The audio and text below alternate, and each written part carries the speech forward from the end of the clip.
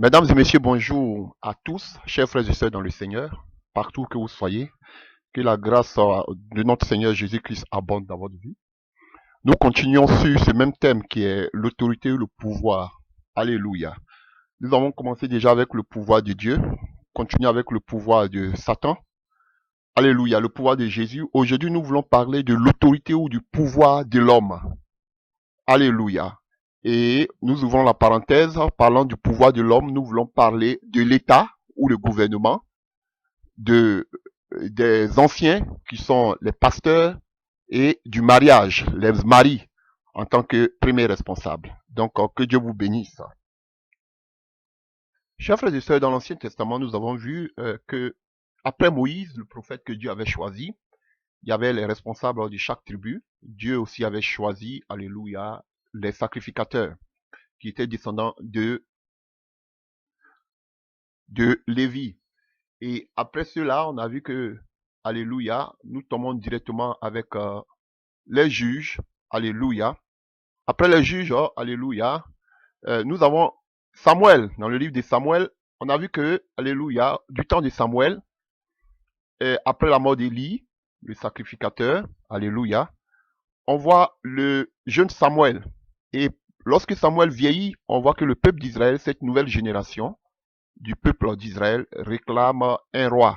Alléluia. Donc, Dieu, alléluia, donne les recommandations, alléluia, à Samuel. Vous pouvez le voir dans le livre de Samuel, 1 Samuel 8, alléluia. Et il demande à Samuel qu'il veut avoir un roi, que Samuel leur donne un roi. Alléluia. Dans le livre de 1 Samuel 8, à partir du verset 10, Samuel rapporta toutes les paroles de l'Éternel au peuple qui lui demandait un roi. Il dit, voici quel sera le droit, alléluia, vous comprenez, le droit, la procuration du roi qui régnera sur vous.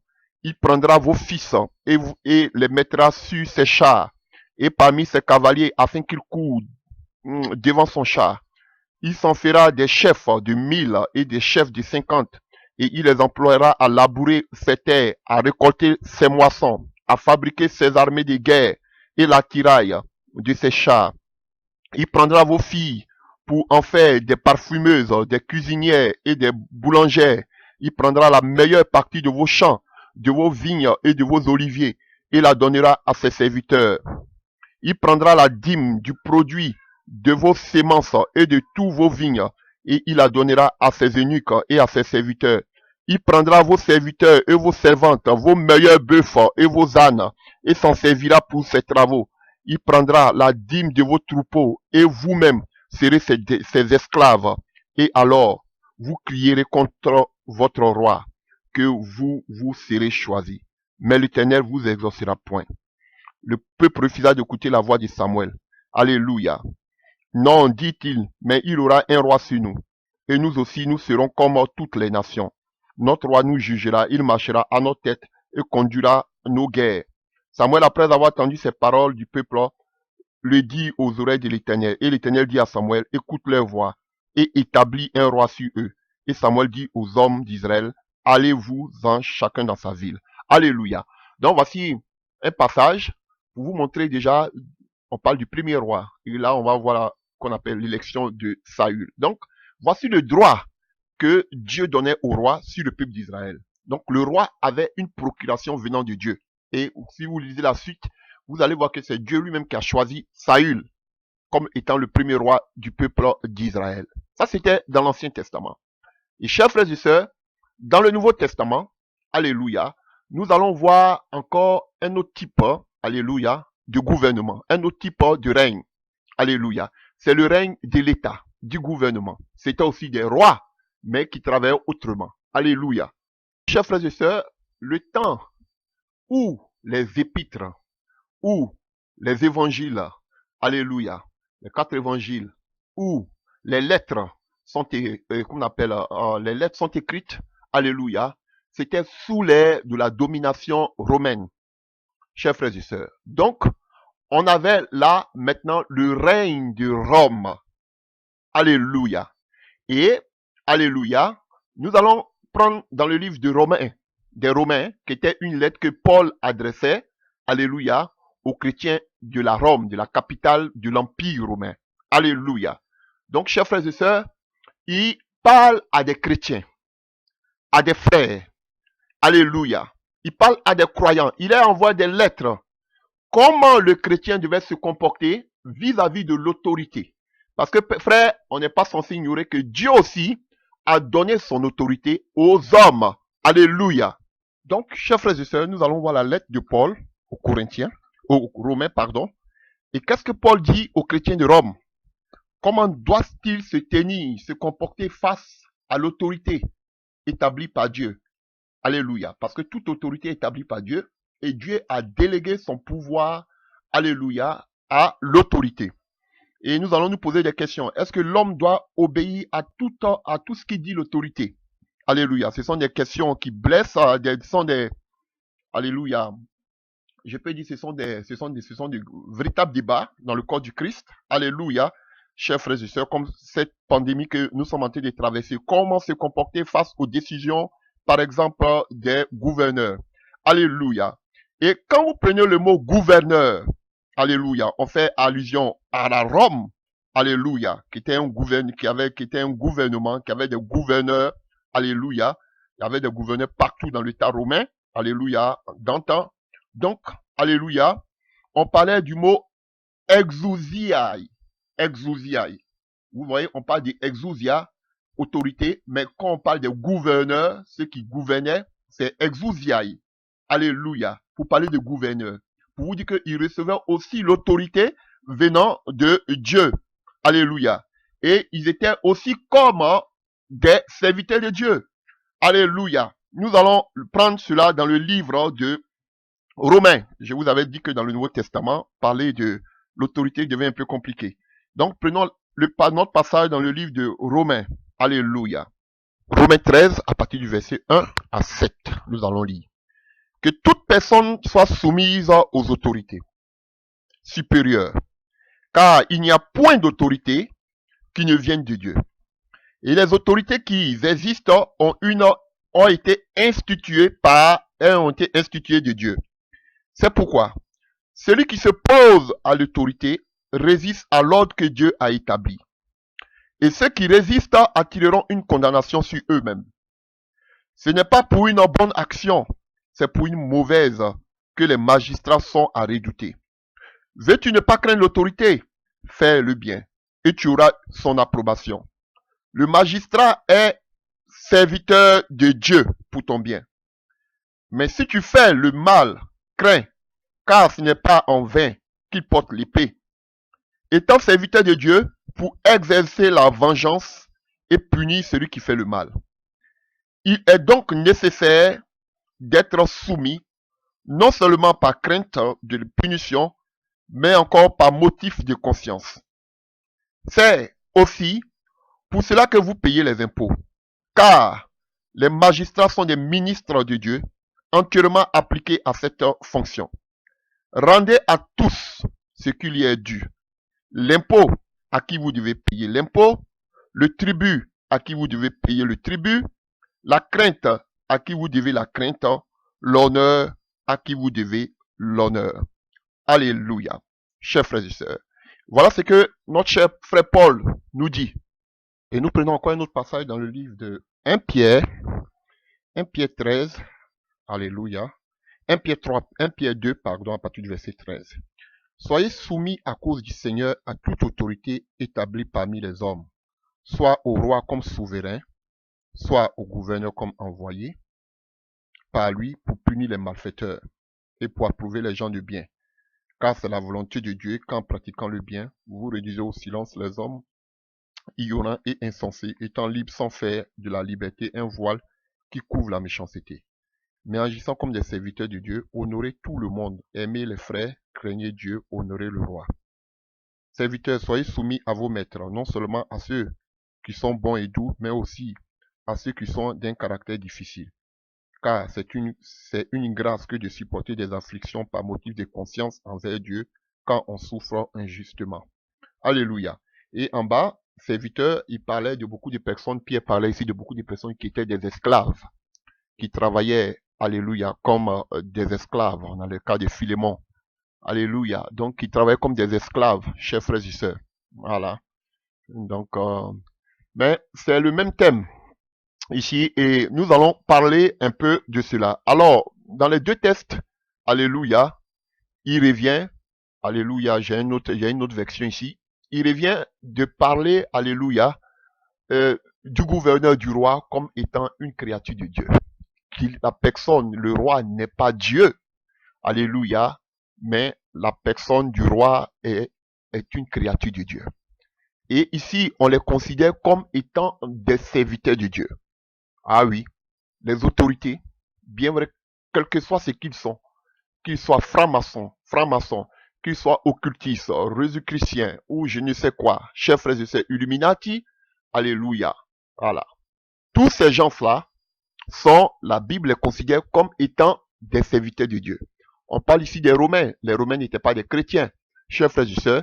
Mais ici, que ce soit dans le texte de Romains, dans le texte de Pierre, on les considère comme étant établis par Dieu. Ah oui, chers frères et sœurs. Donc, ils sont comme des serviteurs de Dieu parce que à eux, Dieu a donné le pouvoir, il a donné la procuration de pouvoir diriger leurs semblables, de pouvoir gouverner leurs semblables. Alors, rapidement, si nous voulons décortiquer Romains 11, Romains 13, déjà à partir du verset 1, Paul nous dit ici que, alléluia, que Dieu donne le pouvoir, alléluia, à des hommes, alléluia, de pouvoir gouverner d'autres hommes. Voilà. Et ce pouvoir-là, c'est Dieu qui le donne. Vous pouvez voir dans le livre de Romains 13 à partir du verset 1. Toute personne soit soumise aux autorités supérieures, car il n'y a point d'autorité qui ne vienne de Dieu. Donc, quel que soit ce qu'ils sont, francs-maçons, autour et occultistes, sachez ils viennent de Dieu, c'est Dieu qui les a établis. Quel que soit ce qu'ils sont. Alléluia. C'est comme ça. C'est banal, mais c'est comme ça. Quand je lis les deux, dans les deux livres, dans les deux lettres, Romains et Pierre, alléluia, c'est les mêmes choses que les deux auteurs, Pierre comme on appelle, et Paul disent. Alléluia. Donc, ils ont pour ordre, alléluia, de exécuter le jugement pénal. Si quoi? Si ce, alléluia, vous allez voir, il ne faut pas que je parte vite en besoin, à partir de Romains 13, à partir du verset 2. Alléluia. Que nous dit ici? On nous dit que c'est pourquoi celui qui se pose à l'autorité résiste à l'ordre de Dieu, à l'ordre que Dieu a établi. Et ceux qui résistent attireront une condamnation sur eux-mêmes. Vous avez vu? Donc, chers frères et sœurs, alléluia, nous ne devons pas, alléluia, en tant qu'enfants de Dieu, manquer de respect aux autorités. Alléluia. Parce que celui qui nie le pouvoir gouvernemental ou bien le pouvoir étatique résiste ainsi à Dieu. Donc tu résistes à Dieu si tu n'obéis pas aux autorités ou à l'État ou au gouvernement. C'est pas aux hommes contre les hommes que tu t'opposes. Alléluia, mais c'est contre Dieu. C'est comme ça. C'est ce qui Paul dit ici, c'est la même chose que aussi Pierre a repris. Donc on doit respecter les lois. Chers frères et sœurs, on doit respecter les autorités, quel que soit ce qu'ils sont, quel que soit leur bord, alléluia, religieux, quel que soit leur âge, alléluia, nous les devons respect. Alléluia, chers frères et sœurs. Alors, pourquoi Dieu établit, alléluia, l'État, les gouverneurs, les autorités ici-bas? Pourquoi Dieu le fait? C'est pour tout simplement établir l'ordre. Alléluia. Ici, on parle de pour punir ceux qui font du mal. Alléluia. Même si généralement ce n'est pas le cas. Alléluia. Mais le rôle, alléluia, de l'État, du gouvernement, alléluia, des autorités, du magistrat et autres, c'est comme eux-mêmes le disent, dire le droit. Alléluia. De punir ceux qui font du mal. Car, alléluia, celui qui tue par l'épée, périra par l'épée, ainsi de suite, ça c'est la loi. Alléluia. Et comme je le disais à l'époque, il y avait quelqu'un qui était un magistrat que je connaissais et je lui posais toujours la question, étant chrétien, comment il arrivait à donner ses jugements. Il m'a dit, bon, lui, il n'a rien d'autre à faire. Tout est écrit déjà dans le code pénal. Donc, à partir de ton infraction, à partir de ta faute, il voit dans le code pénal et puis il donne le droit. C'est ce qu'il faisait, simplement. Je lui ai dit, bon, mais les gens aimaient tomber sur lui parce qu'il était plus, alléluia, il était plus doux, alléluia, dans sa sentence. Alléluia. Donc, chers frères et sœurs, c'est pour juger en principe le mal, ceux qui font du mal, alléluia. Quelqu'un qui a tué quelqu'un, lui aussi il doit payer parce qu'il a tué quelqu'un. Tu as volé la chose de ton prochain, toi aussi tu dois payer parce que tu as volé la chose de ton prochain. Allez, ainsi de suite, comme ça se faisait sous la loi. Alléluia. Donc, chers frères et sœurs, donc c'était là le rôle, alléluia, de l'État, qu'on appelle, de l'État, du gouvernement ou bien de ceux qui étaient appelés comme des gouverneurs. Alléluia. Mais ils n'étaient pas des dieux. Alléluia. C'est vrai que l'homme a outrepassé, alléluia, ses limites, chers frères et sœurs. Et une autre chose que Paul nous mentionne encore, alléluia, pourquoi l'autorité? Alléluia. Paul encourageait sûrement que c'était des juifs, alléluia, qui étaient des juifs à qui il parlait, sûrement qui étaient devenus des chrétiens au niveau de Rome. Et on sait que les juifs, alléluia, n'aimaient pas payer le tribut, alléluia, les impôts qu'on appelle aux Romains. Ils ne voulaient pas. Alléluia. Voilà pourquoi il y a eu beaucoup de soulèvements, de révoltes, jusqu'à ce que le temple soit détruit à l'an 70. Alléluia, à Jérusalem. Donc, ils n'aimaient pas payer, alléluia, les impôts à Rome. Donc, il y avait beaucoup de rebelles. Donc, chers frères et sœurs, Paul, alléluia, étant enfant de Dieu, serviteur de Dieu, qu'est-ce qu'il faisait? Il encourageait les chrétiens, alléluia, à payer leurs impôts, qu'ils soient en paix avec tout le monde, qu'ils soient, alléluia, qu'ils aient de l'amour, alléluia, qu'ils puissent payer les impôts, chers frères et sœurs. Voilà. Donc, même Paul, on voit que à 2 reprises, alléluia, il a revendiqué, lorsqu'il était en prison, il a revendiqué son droit de romain. Il était romain, être romain. À l'époque, citoyen romain, chers frères et sœurs, à l'époque, c'était pas donné à n'importe qui. Donc, Paul, en 2 reprises, il est dans la prison, il a revendiqué son droit de romain et ça, il a valu la relaxe. Il était relâché à cause de cela. Et on voit que plus tard, il décide lui-même de comparaître devant César à Rome. Chers frères et sœurs. Alléluia. Donc, chers frères et sœurs, la raison fondamentale, si je peux dire les raisons fondamentales pour lesquelles on devait respecter les autorités, c'est qu'ils avaient été établis par Dieu pour faire régner l'ordre. Sinon, autrement, ça allait être l'anarchie. Alléluia, chers frères et sœurs. Même au milieu des animaux, même il y a l'organisation. Donc, Dieu met ces gens de personnes pour organiser. Alléluia, pour réguler. Alléluia, et qu'on appelle le bon vivre au milieu des êtres humains. Même si on sait que de nos jours, ce n'est pas ce que nous voyons. Ça a toujours été, alléluia, ils ont toujours dominé, ils ont toujours martyrisé le peuple, alléluia, comme dans l'Ancien Testament. Le Seigneur ordonna à ce qu'on fait, on fasse droit aux plus démunis. Mais on sait que dans ce monde, ce sont les plus démunis, les pauvres qui payent le plus. Alléluia. C'est une injustice, mais c'est comme ça. Chers frères et sœurs. Donc, il faut respecter les autorités. Et même la question que je me pose, et que vous aussi vous posez sûrement, alléluia, devons-nous respecter tout, alléluia, tout ce que dit l'autorité, tout ce qui amène les autorités comme loi, est-ce que nous devons les respecter? J'ai dit automatiquement non, chers frères et sœurs. Se soumettre aux autorités n'implique pas, par ailleurs, chers frères et sœurs, qu'on ne doit pas dénoncer leurs dérives, leurs travers, comme ça se faisait ça se faisait par les prophètes dans l'Ancien Testament. Alléluia. On ne doit pas, on ne doit pas dénoncer leurs abus. Alléluia. Ou bien leur autorité. Alléluia. Les dominations sur le peuple. Alléluia. Si nous avons le droit, chers frères et sœurs, et les prophètes l'ont toujours fait dans l'Ancien Testament, lorsque les rois se comportaient mal, alléluia, ils avaient quelque chose à dire de la part de Dieu. C'est pas pour ça que Dieu vous a établi. C'est pas comme ça que vous devez régner. Vous devez, qu'on appelle, gouverner le peuple. Alléluia. Et pour les présidents, vous savez, que ce soit qu'on appelle les députés, les maires et autres, les délégués régionaux et consorts, c'est le peuple qui les vote. Alléluia. On n'est pas dans la monarchie. Ils disent qu'on est dans la démocratie. Donc, c'est le peuple qui donne leur voix. Donc, c'est même peuple qui donne sa voix à un mot à dire lorsque la gestion qu'on appelle est désastreuse, chers frères et sœurs. Voilà. Et ça a été toujours comme ça, même dans l'Ancien Testament. Alors, chers frères et sœurs, donc par conséquent, vous devez savoir que, alléluia, l'État a ses limites. Les dirigeants ont leurs limites. Les gouverneurs ont leurs limites. Les gouvernements ont leurs limites. Alléluia, chers frères et sœurs, ils ont leurs limites. Alléluia. Comme Dieu a donné aussi des interdictions, des limites à Adam et Ève dans le jardin d'Éden. Tout le monde a des limites. Alléluia. Donc, il y a des limites qu'ils ne doivent pas outrepasser. Ils ne doivent pas abuser. Alléluia, de leur pouvoir. D'ailleurs, même eux-mêmes le disent, hein. Alléluia. Dans le jargon juridique, on parle toujours d'abus de pouvoir. Voilà. Donc, il y a des choses qui ne doivent pas, il y a des lois qui ne doivent pas, ou même pas les agissements qui ne doivent pas outrepasser. Alléluia. Ils ne doivent pas martyriser leur peuple.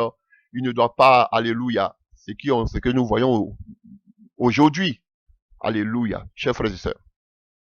Et là où aujourd'hui il y a beaucoup de confusion, beaucoup de chrétiens se disent que oui, ils aiment utiliser Romains 13 pour dire que oui, comme le Seigneur a dit, que ce sont des serviteurs de Dieu, il faut les respecter, chers frères et sœurs. Et donc, il ne faut pas que nous élevons contre les autorités. C'est archi faux. Même les prophètes ont dénoncé, et je vais vous montrer d'autres exemples dans le Nouveau Testament, même l'exemple de notre Maître Jésus. Les prophètes ont dénoncé tout ce qui était contre la parole de Dieu. L'agissement de ces gouverneurs, de ces dirigeants, de ces rois. Donc, chers frères et sœurs, chaque fois qu'un dirigeant, un roi, un président, un gouvernement amènera ou une loi contraire à la parole de Dieu, chers frères et sœurs, nous devons la refuser, la refouler immédiatement. Ah oui, frère, et c'est à cela que la persécution s'élèvera. Alléluia. Ah oui, je vous dis la vérité, frère. Jésus même a dit qu'on va vous conduire devant les tribunaux. Pourquoi? Parce que beaucoup de chrétiens, alléluia, pourquoi on va les conduire devant les tribunaux? Parce que beaucoup de chrétiens vont pas accepter cela. Alléluia. Chers frères et sœurs, vous voyez que du temps de Daniel, on avait empêché Daniel de s'élever parce qu'il voulait faire un guet-apens contre Daniel. Qu'est-ce qui s'est passé, chers frères et sœurs? On a vu qu'ils ont dit que personne ne devait prier. Mais ça allait contre la parole de Dieu. Daniel n'a pas respecté cette loi. Alléluia. Et on a vu que Daniel priait 3 fois par jour. Quel que soit, alléluia, ce qui devait arriver, mais Daniel n'a pas obéi à la loi du roi. Alléluia. Lorsque Nebuchadnezzar a fait sa statue, que tout le monde devait se prosterner, bien vrai que c'était l'État, c'était le gouvernement, c'était le roi, mais on a vu que Daniel ne s'est pas prosterné, et les amis Shadrach, Meshach, Abednego ne se sont pas prosternés, alléluia, devant la statue de Nebuchadnezzar. Parce que c'était contre la parole de Dieu, chers frères et sœurs. Et on sait que ils étaient jetés, alléluia. D'autres, ils ont été jetés, alléluia, dans la fournaise ardente, alléluia. Mais c'est une persécution. Et voilà pourquoi aujourd'hui l'église est froide. Parce qu'on avale tout ce qu'on nous donne. Mais on a des exemples palpables. Alléluia, chers frères et sœurs. Où les chrétiens, les serviteurs de Dieu ont refusé. Parce que tout ce que l'État amenait, tout ce que la royauté amenait, partait contre la parole de Dieu. C'est en ce moment-là que, frères, chers frères et sœurs, on peut s'élever pour dire non, c'est assez. Alors, quand aujourd'hui, par rapport à l'actualité que nous traversons, en ce qui concerne la pandémie du corona, chers frères et sœurs, qu'est-ce que vous voulez que je dise? Comment vous voulez que je me prononce là-dessus? Chers frères, ils disent qu'ils ont fermé les temples pour le moment. Parce que, alléluia, par les contacts, il peut y avoir la contamination, la contagion. Alléluia. Alors, s'ils ont fermé les temples, est-ce que c'est ma foi chrétienne qu'ils ont fermé? S'ils ont fermé les temples, je ne sais pas pourquoi c'est un débat dans le corps du Christ. S'ils ont fermé les murs, est-ce que c'est mon Jésus qu'ils ont fermé? Ils m'ont pas dit de ne pas prier. On nous a dit seulement d'arrêter de vous rassembler dans des lieux, alléluia, de prière. Vous n'êtes pas les seuls. Il y a même les musulmans, il y a les animistes, il y a toutes ces sectes aussi qui sont interdites. Il y a le catholique, les catholiques. Alléluia, le catholicisme aussi. Chers frères et sœurs. Donc, si on vous dit de fermer vos temples, alors, alléluia, je ne sais pas pourquoi c'est un problème. Alléluia. Moi, en tout cas, je ne vois pas en cela un problème. Parce que ça n'enlève rien à ma vie chrétienne. Ma vie chrétienne ne dépend pas des bâtiments. Alors, pourquoi vous êtes tenté de faire un tohu-bohu par rapport à cela? Alléluia. Pourquoi? Ça prouve que vous êtes des religieux, que votre vie est limitée que, alléluia, au temple. C'est ça que je vous dis, réclame, je vous dis toujours. Enseignez aux chrétiens à vivre l'intimité. De telle sorte que lorsque, je vous disais ça il y a longtemps, lorsque de telles situations arrivent, alléluia, je sais pour l'église, tout à l'heure on va parler du deuxième thème qu'on appelle de l'autorité, tout à l'heure. Je sais que l'église locale, il doit y avoir, bon, pas vos bâtiments, alléluia. Je suis pour qu'il doit y avoir une église locale. Mais ce que je dis, même si on ferme l'église locale, Dieu n'habite pas dans les choses faites de main d'homme. Oui, moi ça m'enlève rien dans ma croissance spirituelle. Dans ma vie, vous me direz oui, mais tout le monde n'a pas la même foi, le même niveau spirituel. Alors, mais prenez votre téléphone, mettez-vous par Skype et puis exhortez les frères qui sont pas encore affermis dans la foi. Alléluia. Ça prouve que vos pasteurs sont des religieux, je le dis, la plupart, pas tous. Mais ceux qui sont en train de se lamenter sur la scène parce que, alléluia, levez-vous, sinon on risque de ne plus ouvrir nos bâtiments. Je vous dis, sans langue de bois, c'est mon souhait le plus ardent. Que vos murs même ne s'ouvrent plus pour qu'on puisse aller jusqu'aux extrémités de la terre. Nous tous, allons annoncer l'évangile pour que Jésus revienne. C'est mon souhait. Bon, mais je ne peux pas souhaiter que, alléluia, cette pandémie continue parce qu'il y a plein de morts et je compatis à cause de ces morts. Je vous dis la vérité. Sinon vos bâtiments, je vous dis sans langue de bois, je veux qu'ils restent fermés. Comme ça, nous tous, on va aller jusqu'aux extrémités de la terre. Ça, je vous le dis. Alléluia. Le fait que les murs soient fermés, ça m'enlève rien dans ma foi. J'ai Jésus en moi. On vous a pas dit de ne pas prier? Est-ce qu'on vous a dit de ne pas prier? Non. Mais pourquoi vous vous lamentez? Alléluia. Tout cet acharnement, il n'y a pas que, alléluia, les soi-disant que les fidèles de leur temple s'assoupissent et commencent à les oublier petit à petit, n'ont plus maintenant le goût de vouloir revenir. Parce que s'ils prennent trop le goût à la maison, après, lorsque cette pandémie va passer, ils n'auront plus l'envie encore de retourner dans les temples. Voilà pourquoi ils sont en train de multiplier prédication sur prédication pour maintenir la flamme allumée, pas la flamme de Jésus, mais la flamme de leur temple. Pour que les gens soient encore, se souviennent que, faut pas oublier, il y a le temple qui est là, après le confinement, vous devez revenir encore dans le temple. Alléluia. Et si les gens sont trop habitués à rester à la maison, ils vont se dire que bon, tant on peut rester à la maison, enfin, on a tenté, on a essayé et puis ça a marché. Donc voilà pourquoi vous les voyez à longueur de journée. Chaque 2 jours, ils sont en train de multiplier les prédications pour ne pas se faire oublier. Voici toutes les machinations. Parce qu'ils ont peur que les gens aient, avec tout ce qui est aujourd'hui le dénoncement sur la toile, aujourd'hui ils ont peur qu'aujourd'hui les gens ne reviennent plus dans les temples après le confinement. C'est tout. Sinon, frère, dites-moi de vous à moi, qu'est-ce que ça change à ma vie chrétienne quand on ferme les temples ou pas? On peut se réunir dans les maisons, même si, bon, en Afrique c'est pas trop un problème, mais en Europe, à cause du voisinage, mais on peut aller se réunir même dans les parcs pour prier. À quoi ça, qu'est-ce que ça change dans notre vie chrétienne? Ça prouve que vous êtes liés à un bâtiment. C'est tout. Non, parce que vous ne venez plus dans les temples, donc vous êtes assoupis, vous ne priez plus. C'est que ces gens sont des religieux. S'ils attendent d'abord d'aller dans un temple pour prier, c'est qu'ils sont des religieux. Ah, mais c'est la pure vérité. Alléluia. Voilà, donc moi, le fait qu'ils aient fermé les temples et autres, je ne vois pas cela comme étant une tragédie. Alléluia, c'est appliqué à tout le monde. Ce n'est pas seulement qu'une persécution pour l'église. C'est ce que moi je pense. Alléluia. Et secondo, qu'est-ce que je peux dire? Alléluia. Par rapport au laver les mains, alléluia, des désinfections, des cache-nez ou bien des masques, ainsi de suite. Et qu'on appelle un peu de distance. Alléluia. Chers frères et sœurs, on a l'exemple comme ça dans l'Ancien Testament. Avec Naaman. Naaman était orgueilleux. Mais son serviteur lui a dit, mais on t'a pas demandé quelque chose de difficile. Est-ce que ce qu'on a dit là, ça va contre ta foi? Est-ce qu'on t'a dit de ne pas prier? Voilà. Donc va te jeter dans l'eau. C'est tout ce qu'on t'a dit. C'est tout ce que le prophète t'a dit. Non, moi je vais voir le prophète. Il dit non. Il t'a rien dit de difficile. Va te jeter dans l'eau. Ta peau va devenir plus, c'est tout.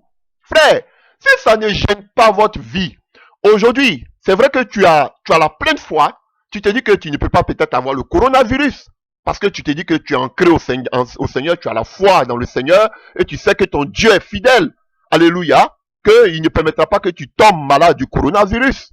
Alléluia. Mais ça te coûte quoi, chers frères et sœurs? Ça enlève quoi dans ta vie chrétienne si tu te laves les mains? Bon, c'est de l'hygiène même d'abord. Ça te coûte quoi? C'est de l'hygiène. On t'a pas dit de régner Dieu. Alléluia. Tu peux même ne pas croire à ce genre de choses. Ok. Mais à cause, voilà, c'est comme les viandes sacrifiées aux idoles. En mangeant ces viandes consacrées aux idoles, ça ne nous fait rien, comme Paul le dit. Mais à cause de l'entourage, alléluia, faites-le. Et là, je vais arriver bientôt, c'est une chose. Vous voyez comment vous êtes hypocrites, vous les chrétiens. Aujourd'hui, voici une loi que vous donne aujourd'hui l'État, vous ne prenez pas cela, vous ne voulez même pas respecter. N'est-ce pas? Mais quand il s'agit du mariage, vous dites qu'on doit aller à la commune devant les autorités. J'arrive à là tout à l'heure. On va parler du mariage. Hein. Vous voyez comment vous êtes des bons hypocrites, vous les chrétiens. Surtout les femmes, parce que ça vous arrange, ça fait votre affaire. Alléluia. Les autorités vous disent, lavez vos mains, portez des caches, prenez des cache-nez. Alléluia. Et désinfection, qu'on appelle une distance. Alléluia. On dit, oh, nous sommes des chrétiens, on ne peut pas respecter ce genre de choses. Alléluia. Mais par contre, vous respectez le mariage à la mairie. Est-ce que c'est biblique? Je vous pose la question. Est-ce que le mariage à la mairie, c'est biblique? Alléluia. On a vu ici, Paul ne nous dit pas, parce que, en le temps, ce n'était pas les gouverneurs ni les Césars qui faisaient le mariage, non. C'était les familles qui faisaient le mariage. Et avec les anciens de tribu. Voilà. Chers frères, comment s'est passé le mariage? C'était pas les autorités romaines qui étaient à Jérusalem qui disaient, bon, comme nous sommes les autorités, venez, on va reconnaître votre mariage. Non. Alléluia, chers frères et sœurs. C'est vrai que du temps de Joseph et Marie, ils devaient aller s'inscrire. Alléluia. Donc, celui qui vivait avec sa femme, est-ce que Marie et Joseph, ils avaient, alléluia, ils étaient allés devant le maire, devant César à Rome pour dire que, ou bien devant le gouverneur de, alléluia, devant Pilate pour dire faut nous marier? Non. Il est venu, il dit voici ma femme. Je me suis, il inscrit le nom de sa femme, il inscrit son nom. Voilà. Ici, on parle de respecter les autorités par rapport aux impôts parce que c'était un véritable problème. Alléluia. Au niveau qu'on appelle, à ce temps-là, parce que les gens, les Israélites, vous ne voulaient pas payer les impôts. Et aussi, il disait que il fallait qu'il y ait ces gens qu'on appelle, il fallait qu'il y ait les gouverneurs pour pouvoir mettre de l'ordre compte aussi, qu'on appelle, parce qu'il y avait plein de zélotes qui s'élevaient. Alléluia. Chers frères et sœurs. Donc, moi, je ne vois pas hein, en cela un problème. Moi, que je lave mes mains, j'ai toujours lavé mes mains, que je mette qu'on appelle des masques ou des cache-nez, ou bien, alléluia, que je lave mes mains, pour moi, je ne trouve pas d'inconvénient, ça ne touche pas ma vie chrétienne. Maintenant, quand on va nous proposer des vaccins, là, je dirais faites tentation. Sinon, le fait de laver vos mains, c'est de l'hygiène. C'est de l'hygiène, chers frères et sœurs.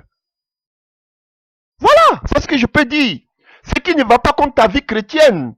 Frère, je ne vois pas cela contre ta foi, comme le temps de Daniel où on disait qu'il devait se prosterner, ou bien il devait arrêter de prier. C'est un problème. Alléluia, chers frères et sœurs. Donc, c'est pas à tout temps qu'il faut respecter ce que les autorités disent. Alléluia. Et aujourd'hui, vous voyez comment vous êtes tellement hypocrites, vous les chrétiens d'aujourd'hui. Voilà qu'aujourd'hui, regardez eux tous aujourd'hui. Combien de pasteurs aujourd'hui prêchent sur l'homosexualité? Ils savent que c'est anti-biblique.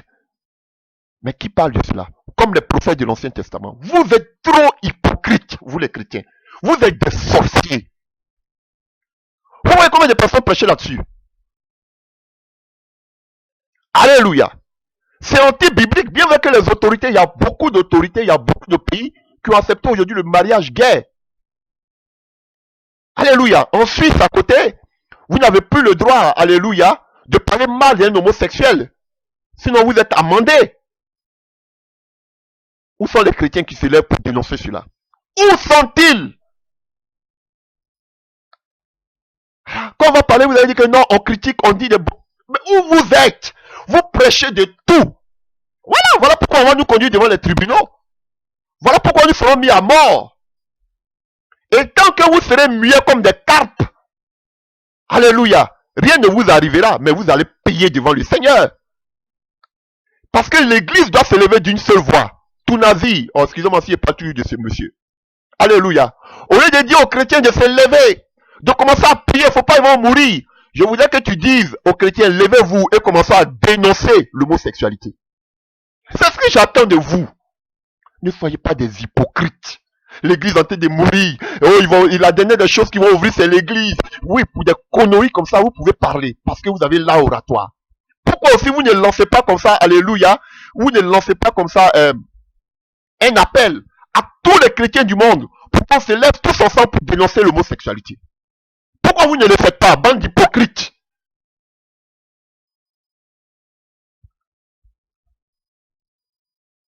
Dans le même livre Romain, vous pouvez prendre Romains 1 à partir du verset 24.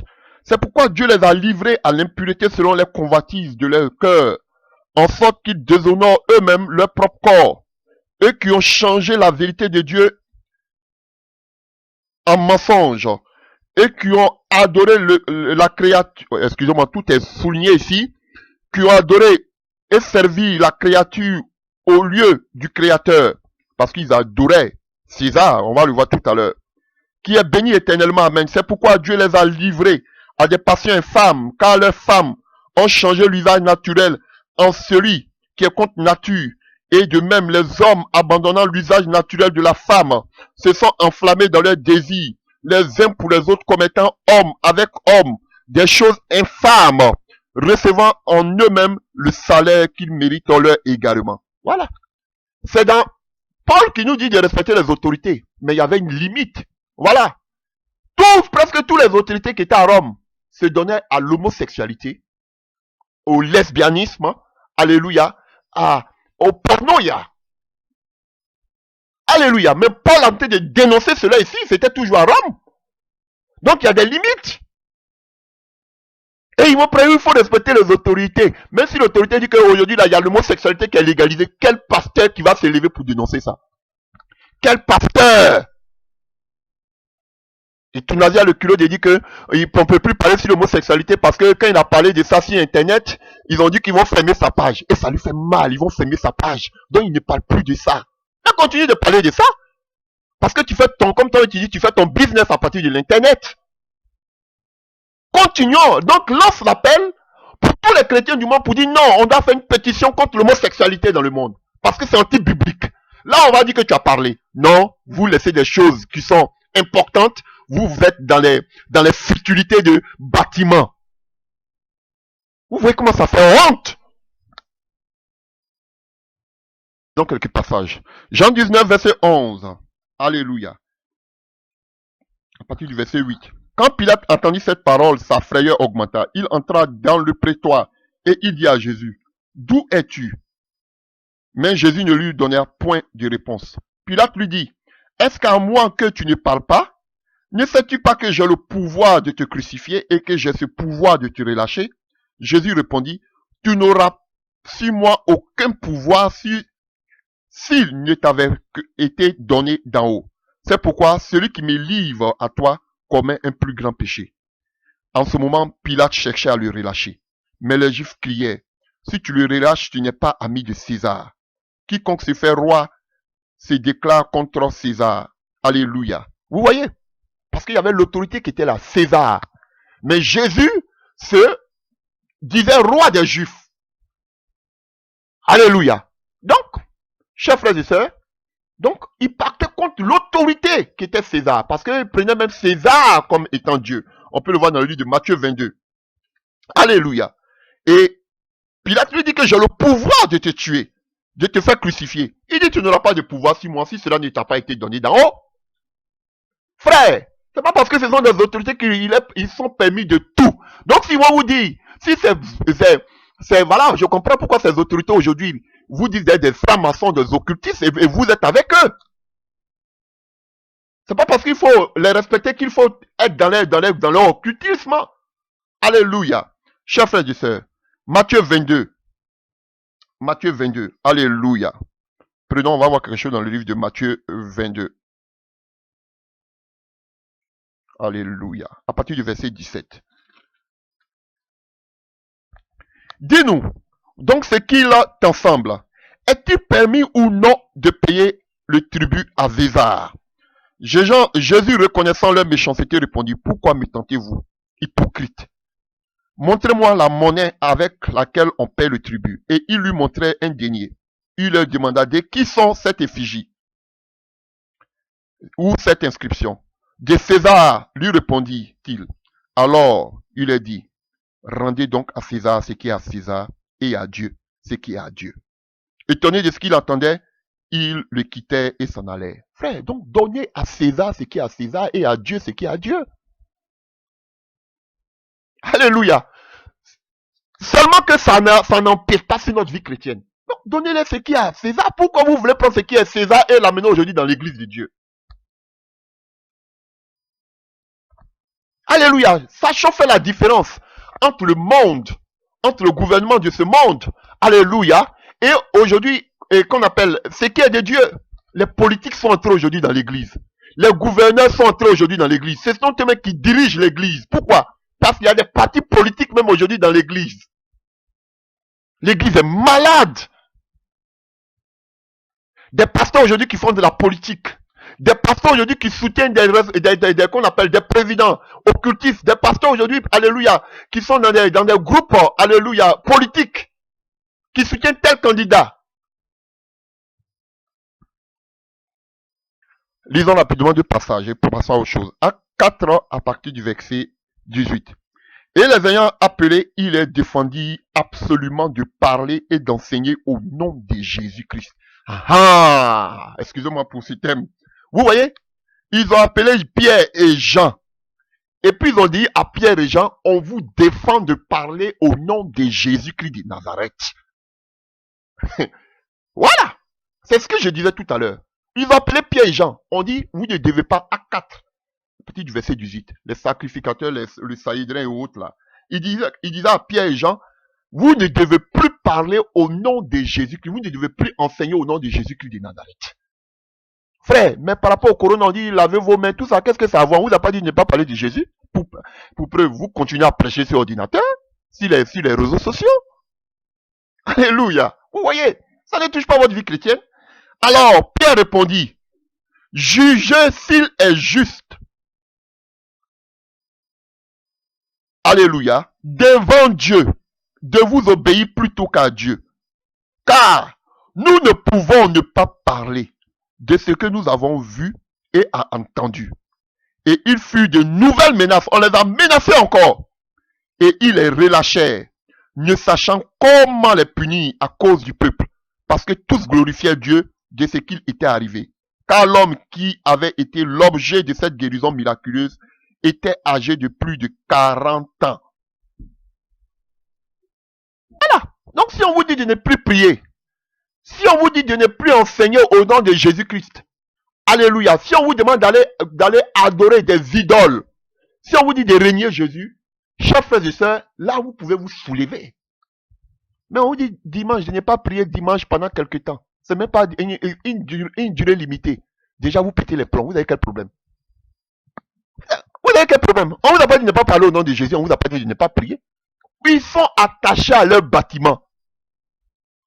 Voilà le véritable problème. Alléluia.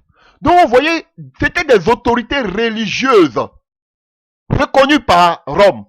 Mais Pierre et Jean ont dit, nous, on ne peut pas dire qu'on ne peut pas. On ne peut pas.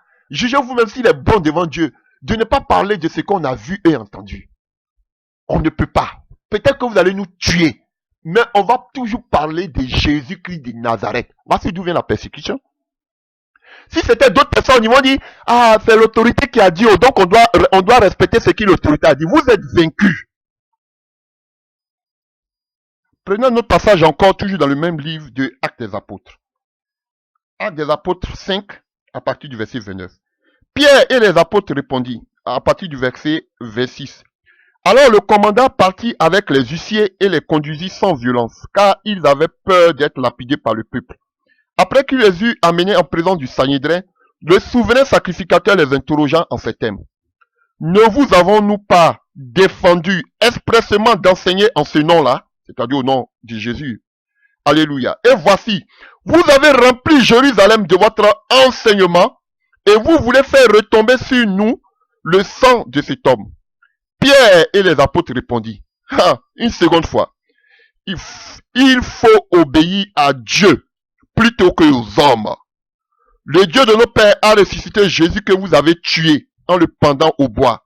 Dieu l'a élevé par sa droite comme prince et sauveur pour donner à Israël la repentance et le pardon des péchés. Nous sommes témoins de ces choses, de même que le Saint-Esprit que Dieu a donné à ceux qui lui obéissent. Donc vous voyez, chers frères et sœurs, le Saint-Esprit se donne seulement à ceux qui obéissent à Jésus. Dieu ne donne pas le Saint-Esprit à tout le monde. Voilà, c'est ce qui est la vérité. Alors, Gamaliel va dire, alléluia, pourquoi vous voulez combattre contre Dieu? Si ça vient de Dieu, ça va prospérer. Si ça vient pas de Dieu, ça va s'arrêter. Il a coupé court. Vous avez vu leur audace et vous avez vu comment ils étaient déterminés. Parce que ça allait contre leurs convictions religieuses, chrétiennes. Alléluia. Donc, il y a le pouvoir. Le Seigneur pouvait les faire arrêter, tuer. Il y a le pouvoir. Mais lorsque ça va contre votre conviction chrétienne, vous devez dire non. Ils sont en train de crier par rapport à leur bâtiment. Bientôt, vous allez voir qu'ils vont faire sortir des lois où l'homosexuel peut entrer dans l'église, dans vos temples là, comme il veut, sortir comme il veut. On n'aura rien à lui dire. Vous allez voir, ils vont chercher encore ils vont encore chercher encore des moyens pour dire que Jésus est venu pour les gens de mauvaise vie. Ils vont vous imposer bientôt que le mariage homosexuel doit se faire dans vos soi-disant bâtiments que vous appelez église. Ça arrive. On va voir comment vous allez réagir. J'ai prié le Seigneur que je sois vivant pour voir ça. Je vais voir comment vous allez réagir, chers frères et sœurs. Bientôt, ils vont vous dicter les prédications que vous devez prêcher. Si dans ta prédication, il y a quelque chose, il y a une discrimination, frère, on va t'arrêter, tu ne la prêcheras plus. Je veux que le Seigneur me permette de voir cela, que je sois encore vivant, pour que je puisse voir ça, pour voir comment vous allez vous comporter. Ça arrive, chers frères et sœurs. L'église doit se démarquer dès maintenant. Chers frères et sœurs, l'église n'est pas morte parce qu'aujourd'hui ils ont fermé les bâtiments. Il y a longtemps que l'église est morte parce qu'il y a le coloquin sauvage qui sont entrés dans l'église. Il y a l'abomination, le péché qui est entré dans l'église aujourd'hui. Voilà la vérité biblique. Je vais vous voir dans quelques temps, quand on va dire l'homosexualité est, vous devez faire des mariages homosexuels et que des gens dans ton église vont venir pour te dire, pasteur, nous voulons nous marier. Tu es obligé de les marier. Ou bien tu fermes ton église. On va voir comment tu vas réagir. Ça vient bientôt. On va vous dire que vous pouvez faire le mariage dans n'importe quelle église. Ça se fait déjà aux États-Unis. Il y a des où on vous oblige à marier des homosexuels dans votre église. Si vous ne le faites pas, on ferme votre église. J'ai pas assez de temps. Arrêtons-nous là. Qui vivra, verra. Alléluia. Alléluia. Passons au deuxième type d'autorité. Alléluia. Chers frères et sœurs, c'est les pasteurs. Les pasteurs. Alléluia. Chers frères et sœurs. Vous savez que Dieu a donné la procuration. Il a mandaté les apôtres. Nous verrons cela dans la prochaine prédication. Et que les apôtres aussi, ils avaient une de leurs tâches, c'était d'établir les anciens. Alléluia. Les anciens. Prenons d'abord un passage biblique. Dans le livre des Actes 14, à partir du verset, Actes 14, à partir du verset 22. Alléluia. Les ayant exhortés à persévérer dans la foi, et disant que c'est par beaucoup de tribulations qu'il nous faut entrer dans le royaume de Dieu. Donc c'est par beaucoup de souffrances, beaucoup de persécutions que nous devons être sauvés. Il fit nommer des anciens dans chaque église et après avoir prié et jeûné, il les recommandait au Seigneur en qui ils avaient cru. Donc, chers frères et sœurs, nous allons revenir dans la prochaine prédication sur, alléluia, sur, comment on appelle, sur les apôtres, alléluia. Donc, qui étaient les anciens?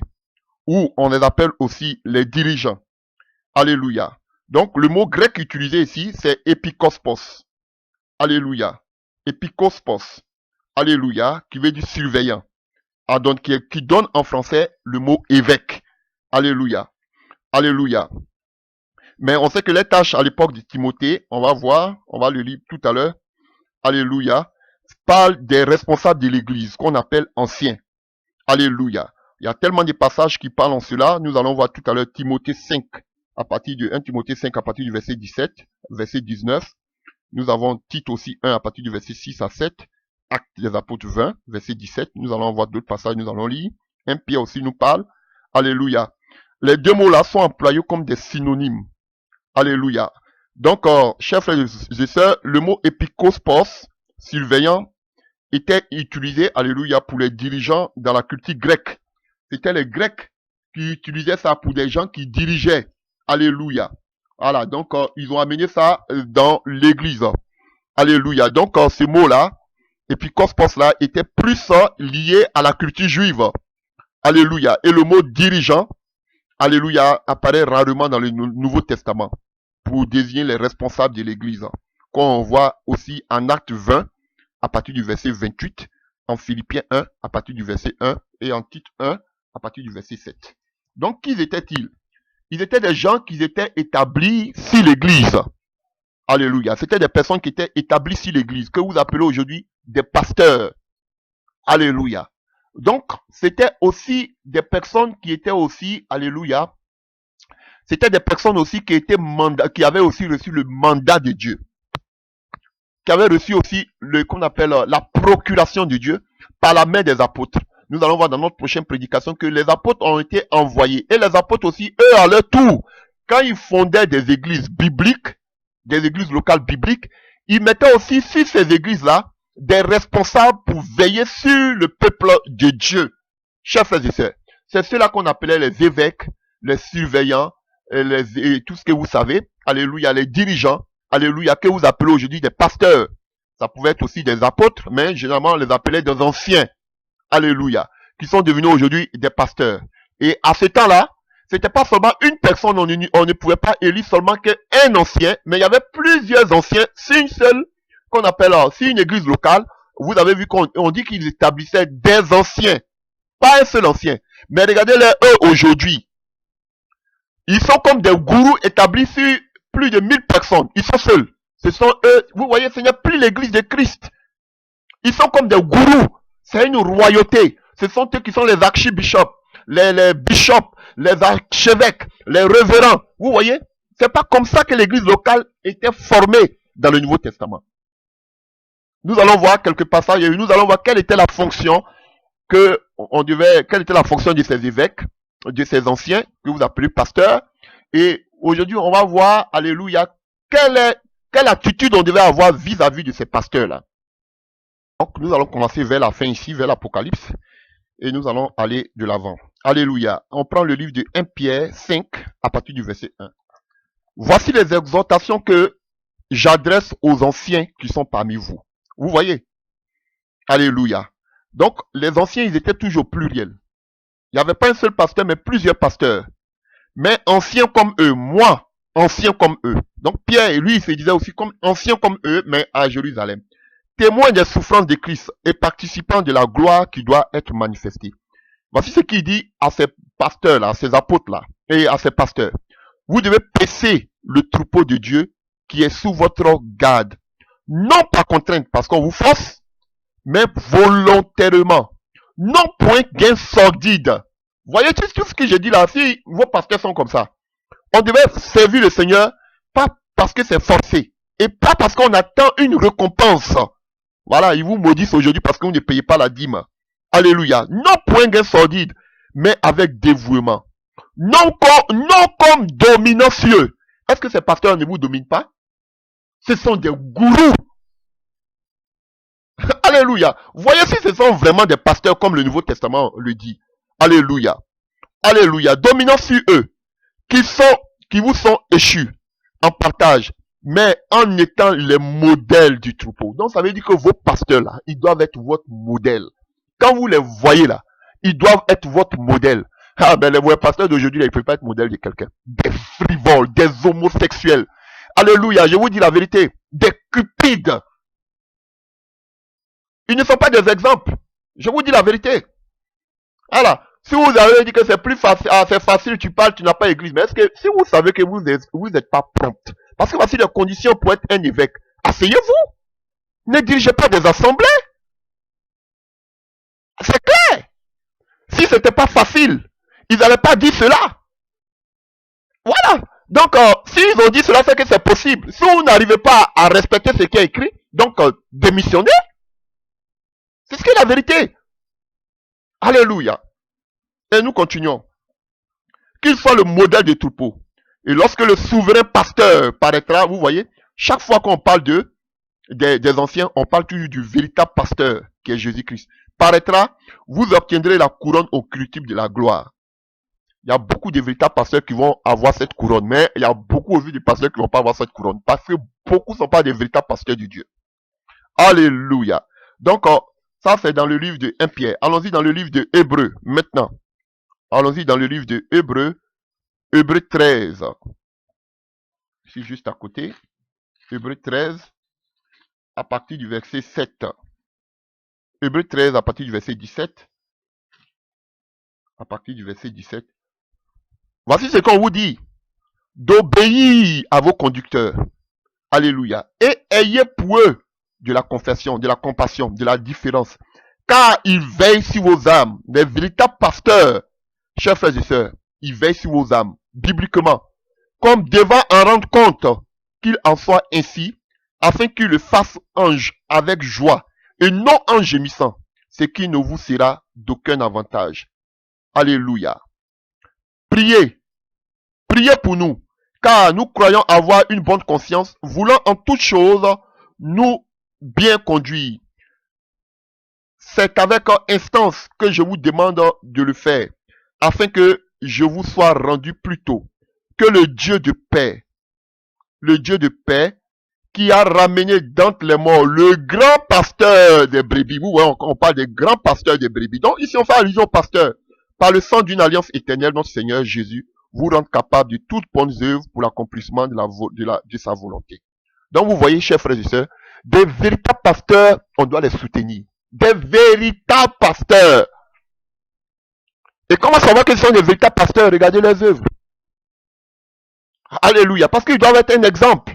Chers frères et sœurs, des véritables pasteurs, vous devez les soutenir. Parce que je le dis, ils ont tout abandonné pour suivre le Seigneur. Ils ont des familles. Ils ont des responsabilités. Chers frères et sœurs, vous devez pouvoir les besoins, mais pas payer les dîmes. Vous devez donner volontairement. Les soutenir. Comment tu peux manger chez toi à la maison et ton pasteur qui prie pour toi, qui jeûne, alléluia. C'est vrai que toi aussi tu peux le faire. Il ne mange pas, toi tu manges. Alléluia. Vous devez le faire. Des véritables serviteurs de Dieu, vous devez les soutenir. Et moi je ne suis pas contre, je suis contre ces voleurs. Des gens qui se sont eux-mêmes mandatés. On va arriver à ça dans la prochaine prédication. Parce qu'il y a beaucoup qui se sont mandatés, qui ne sont pas des serviteurs de Dieu. Alléluia. Donc les véritables serviteurs de Dieu, ils sont nombreux. Il y a beaucoup de vrais serviteurs de Dieu. Alléluia. Qui sont cachés, qui sont dans les petits ministères. Frère, ces véritables pasteurs-là, aujourd'hui vous avez un problème, c'est que vous laissez ces pasteurs qui souffrent avec vous dans les petits coins. Mais quand vous voyez les pasteurs sur les réseaux sociaux, vous courez pour aller leur faire des offrandes. Alors qu'il y a des pasteurs qui sont avec vous dans les petits, parce qu'ils ne sont pas connus, parce qu'ils n'ont pas beaucoup de frères et sœurs. Et ceux-là, vous ne les soutenez pas. Mais vous partez regarder ces faux pasteurs, prédicateurs sur les réseaux sociaux. Et puis c'est à eux que vous envoyez vos offrandes. Souffrez avec vos pasteurs. Soutenez vos pasteurs qui vous enseignent, qui vous aident, qui vous donnent des conseils. Chers frères et sœurs, c'est biblique. Il faut les soutenir. Très important. C'est biblique, chers frères et sœurs. Voilà pourquoi aujourd'hui, tous ces pasteurs-là aujourd'hui veulent arriver sur les réseaux sociaux. Parce qu'ils savent que vous aimez écouter ces gens-là, et puis c'est à eux que vous amenez vos offrandes. Voilà pourquoi tous ces gourous-là, ils font un tapage médiatique. Ils ne prêchent rien de bon, mais ils font un tapage médiatique. Tout simplement, ils ont toujours quelque chose à dire pour que vous puissiez leur envoyer les dîmes, les offrandes. Alléluia. Lisons encore. Tite 1 à partir du verset 7. Car il faut que l'évêque, on a parlé de l'évêque soit irréprochable comme économe. Voici les restes, voici tout ce que, à quoi doit ressembler vos pasteurs. Car il faut que l'évêque soit irréprochable comme l'économe de Dieu et qu'il ne soit ni arrogant, ni colère, ni à donner au vin. Combien de pasteurs aujourd'hui sont des alcooliques. Alléluia. Violents, nous porter à un gain déshonnête. Ah, ça là, ça va chauffer, hein, parce que tous là, ils sont tournés vers les gains déshonnêtes. Alléluia. Mais qu'ils soient hospitaliers, amis des gens du bien, modestes, juste, modérés, pardon, juste, sains, tempérament, attachés à la vraie parole. Combien de pasteurs aujourd'hui sont attachés à la vraie parole, telle qu'elle a été enseignée, afin d'être capable d'exhorter selon la sainte doctrine et de réfuter les contradicteurs. Alléluia. Voilà, chers frères et sœurs. Donc voici ce qu'on dit aussi. Tite nous dit de, alléluia, des pasteurs, alléluia. Vous-même, vous avez entendu. On continue, on a tellement de passages. 1 Timothée 3 à partir du verset 1. 1 Timothée 3 à partir du verset 1. Cette parole est certaine. Si quelqu'un aspire à la charge d'évêque, il désire une œuvre excellente. Il faut donc que l'évêque soit irréprochable. Vous voyez? Mari d'une seule femme. Erreur. Je reviens à là d'abord. Sobre, modéré, réglé dans sa conduite, hospitalier, propre à l'enseignement. Il faut qu'il ne soit pas adonné au vin, ni violent, mais indulgent, pacifique, désintéressé. Il faut qu'il dirige bien sa propre maison et qu'il tienne ses enfants dans la soumission et dans une parfaite honnêteté. Car si quelqu'un ne sait pas diriger sa propre maison, comment prendra-t-il soin de l'église de Dieu? Alléluia. Il faut qu'il ne soit pas un nouveau converti, de peur qu'enflé d'orgueil, il ne tombe sous le jugement du diable. Il faut aussi qu'il reçoive un bon témoignage de ceux du dehors, afin de ne pas tomber dans l'opprobre et dans les pièges du diable. Alléluia. Chers frères et sœurs. Et après, il y a le diacre. Donc, chers frères et sœurs, mari d'une seule femme, là, les gens font beaucoup d'erreurs. Et tout à l'heure, on va parler aussi du mariage. Alléluia. Ils font beaucoup d'erreurs. Alléluia. Quand on dit mari d'une seule femme, chers frères et sœurs, les gens se disent qu'on parle du mariage, j'ai ma bague dans le doigt et puis voilà. C'est pas ce qu'on dit ici. Alléluia. On parle d'avoir des relations avec plusieurs femmes. Ah oui, textuellement, c'est ce qui est écrit ici. Donc, pour beaucoup aujourd'hui, ils voient seulement les pécheurs comme ceux qui ne sont pas... Et puis, j'arrive même au mariage. Alléluia. Pour eux, ils ont la bague, ils ont les alliances. Et puis, ils couchent avec d'autres femmes. Et quels sont leurs alibis? Je suis marié. Non! Tu vis dans le désordre. Alléluia. Ce n'est pas le fait peut-être d'avoir même divorcé. C'est pas ce qu'on dit. Ce qu'on dit ici, avoir une seule femme, ne pas avoir deux femmes. Et quand on parle de femme, alléluia, quelqu'un ou même quelqu'une avec qui tu as des rapports intimes. Ne pas avoir des rapports intimes avec plusieurs femmes. Tu dois avoir des rapports intimes seulement qu'avec une seule femme. C'est ce qui est écrit ici. Alléluia. Parce que quand ils voient ici, ils se disent que, il faut que je sois marié. C'est pas ce qui est dit ici. C'est vrai que tu dois être marié. Mais en plus que tu sois marié, tu ne dois plus avoir des rapports avec d'autres femmes. Voilà comment vous avez mal compris le livre des Corinthiens. Et là, je vais revenir à cela tout à l'heure quand on va parler du mariage. Alléluia. Donc, on est sur le deuxième type d'autorité. On a vu l'autorité qui est le gouvernement, qui est l'État. Maintenant, on parle de l'autorité dans l'église. Les pasteurs, les anciens qui sont établis sur l'assemblée des chrétiens, l'assemblée locale. Alléluia. Donc, je vous donne les conditions pour être pasteur. Et vous-même voyez si ce que j'ai dit aujourd'hui, vos pasteurs là, alléluia, ils respectent tout ce qu'on a dit aujourd'hui. Et nous sommes dans le livre de 1 Timothée 5 à partir du verset 17. Les responsables qui dirigent bien l'église méritent les honoraires doubles. C'est une autre version que j'ai pris, notamment ceux qui dévouent au ministère, de la prédication, alléluia, et de l'enseignement, alléluia. Donc ici, Paul est en train de dire à Timothée que ceux qui enseignent, ceux qui sont des pasteurs, ceux qui vous parlent de la parole de Dieu, vous devez les honorer. Ici, d'autres font allusion aux biens financiers. D'autres disent qu'il faut vraiment les soutenir, non seulement la double, c'est-à-dire que le respect, eux aussi les soutenir aussi par nos biens. Alléluia. D'autres vont aussi parler de vous, ils vont vous parler aussi des Galates. Alléluia. Dans tous les cas, il faut soutenir, mais il a fait une précision aussi. Ceux, alléluia, qui dirigent bien. Parce qu'il y a des véritables serviteurs de Dieu aussi qui font un travail remarquable. Frère, il faut les soutenir. Je ne les connais pas, ils sont des milliers dans le monde, mais les véritables serviteurs, pasteurs qui font un travail formidable, vous-même vous savez, alléluia, soutenez-les. C'est pas de la sorcellerie, c'est biblique. Mais la chose contre laquelle nous sommes contre, c'est la dîme.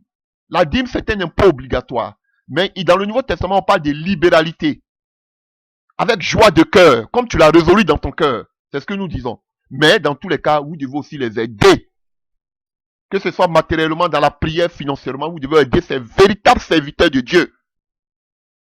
Alléluia. Mais oui, on a vu qu'ils doivent être aussi modestes.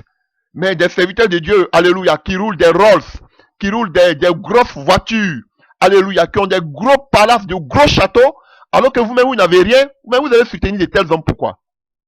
Voilà, vous devez avoir la sagesse, la connaissance. Ils vont vous dire que, oui, on nous a fait cadeau, mais comme un pasteur, je peux concevoir qu'un pasteur peut avoir une voiture, peut-être comme il est toujours parti, pour aller prêcher, peut-être sa femme, peut-être à la rigueur, peut avoir une voiture, mais tu te dis, pasteur, tu as plus de 5 voitures dans ton garage. 6 voitures, tu fais quoi avec tout ça?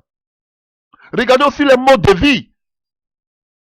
Alléluia. Le pasteur doit être modeste. Regardez est-ce que les apôtres ont vécu comme eux ils vivent? Vous devez ouvrir vos yeux et voir les fruits. On va les reconnaître par leurs fruits. Voilà ce que je dis. Ils aiment le luxe. Mais tu vas donner, quelqu'un qui aime le luxe, tu vas lui donner quoi? On soutient ceux qui ont peu. Mais s'il a déjà beaucoup, tu vas lui donner encore pourquoi? Et de la connaissance, de la sagesse aussi. Alléluia. Voyez une salutation de Paul aux Philippiens. Philippiens 1 à partir du verset 1. Paul et Timothée, serviteurs de Jésus-Christ, à tous les saints. C'est comme ça qu'on appelait les chrétiens, tous les saints. En Jésus-Christ qui sont en Philippe, à Philippe, aux évêques, aux diacres, que la grâce de la paix soit donnée par la part de Dieu notre Père et le Seigneur Jésus-Christ. Donc, il salue aussi les évêques. Pas un seul évêque, pas un seul pasteur, mais il y avait plusieurs pasteurs.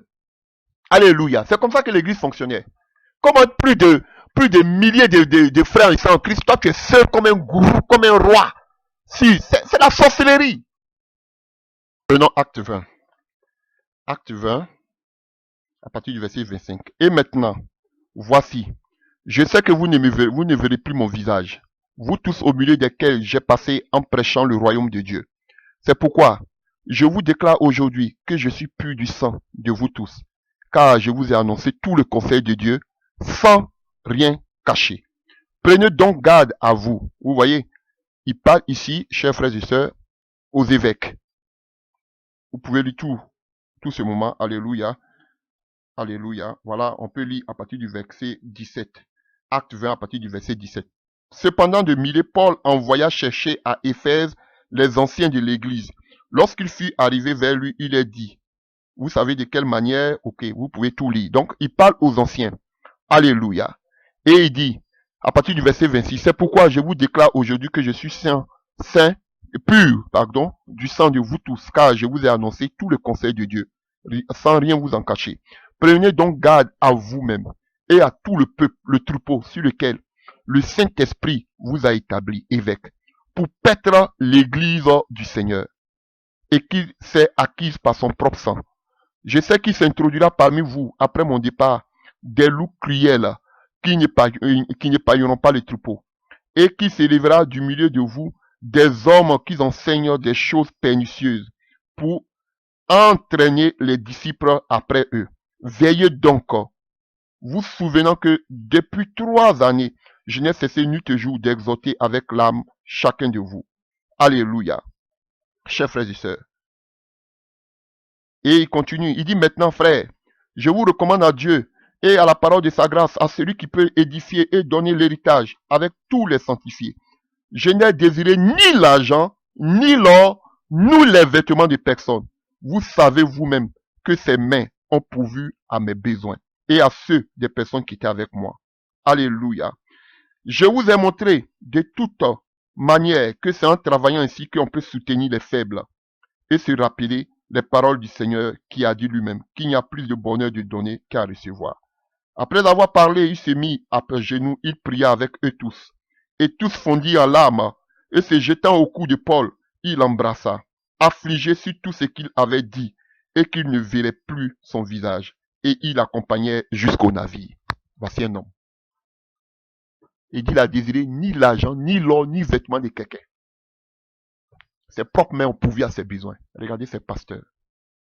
Quand vous ne les donnez pas, c'est à jamais que vous les donnez, vous les faites des offrandes. Au moins, ils n'ont qu'à réaliser quelque chose, faire des commerces, payer une maison. au moins quand il y a des moments comme ça, ils peuvent pouvoir eux-mêmes à leurs besoins. Mais non, ils attendent seulement de vous dégraisser, de tirer toute votre chair, toute votre graisse. Alléluia, vous êtes devenus chétifs. Alléluia. Voilà un exemple. Donc Paul, il dit, il sait que quand il va partir, il va avoir des loups cruels qui vont venir amener des mauvais enseignements pour attirer aujourd'hui le peuple de Dieu vers eux. Et c'est ce qu'ils font. Regardez sur Internet. Tu peux même prouver une page Internet. Tu les vois, ils sont là comme des fourmis.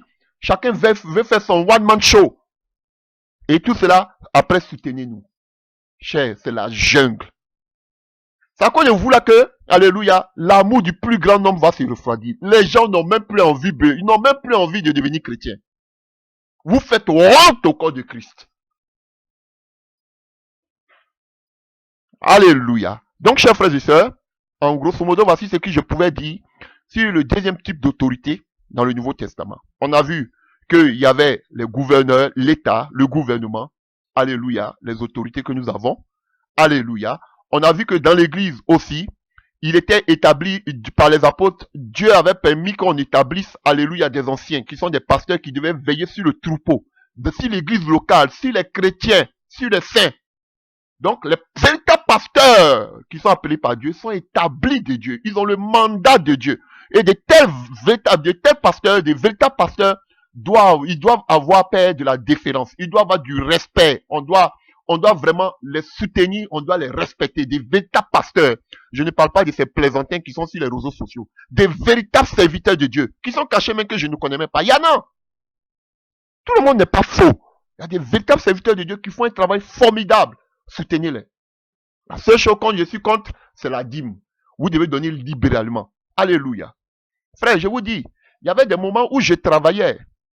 Et, chers frères et sœurs, il y avait des gens même qui priaient à moi. Ils m'amenaient même des offrandes. Je leur ramenais leurs offrandes. Il y avait des personnes même, l'argent même du groupe, ils devaient se marier. J'ai pris tout l'argent du groupe, je leur ai dit, prenez, allez-y, faites votre mariage. Parce que quand je vois même ma situation, je vois les situations, ils m'amenaient les offrandes. Je dis, mais moi j'ai pitié. Ils vont me dire, mais tu es quel genre de pasteur? Mais je vois les situations. Je vois ma situation. Mais frère, la situation est pire même que la mienne. Alléluia. Ils m'amenaient ces offrandes, je multipliais ces offrandes, je les ramenais. Ah oui, frère. C'est ça l'amour, l'amour en Christ. Alléluia. Mais eux, ils voient vos situations, ils savent que vous êtes pauvres, mais ils vont vous dépouiller encore. Je défie quiconque, tous ceux qui m'ont connu, demandez-les si je mets tout le monde au défi dans le monde entier. C'est que si mon visage, d'autres le connaissent, vous allez voir mon visage. Je mets tout le monde au défi dans le monde. Que quelqu'un vienne me dire que je lui ai escroqué de l'argent. Tout le monde au défi dans ce monde. Vous allez voir mon visage. Alléluia. Parce que j'ai dit à Seigneur, pourvoir mes besoins. Parce que je vais prêcher le message que tu mets sur ma langue. Je ne dis pas que les gens ne vont pas m'aider. C'est pas ce que je dis, c'est pas de l'orgueil. Je ne dis pas qu'ils ne vont pas m'aider. Mais je veux dire que je ne profite pas des gens. C'est pas pour me lancer des fleurs. Voilà pourquoi je ne veux même pas en parler. C'est quelqu'un d'autre qui doit me louer. Pas moi-même. C'est seulement un exemple que je veux donner. Alléluia, chers frères et sœurs.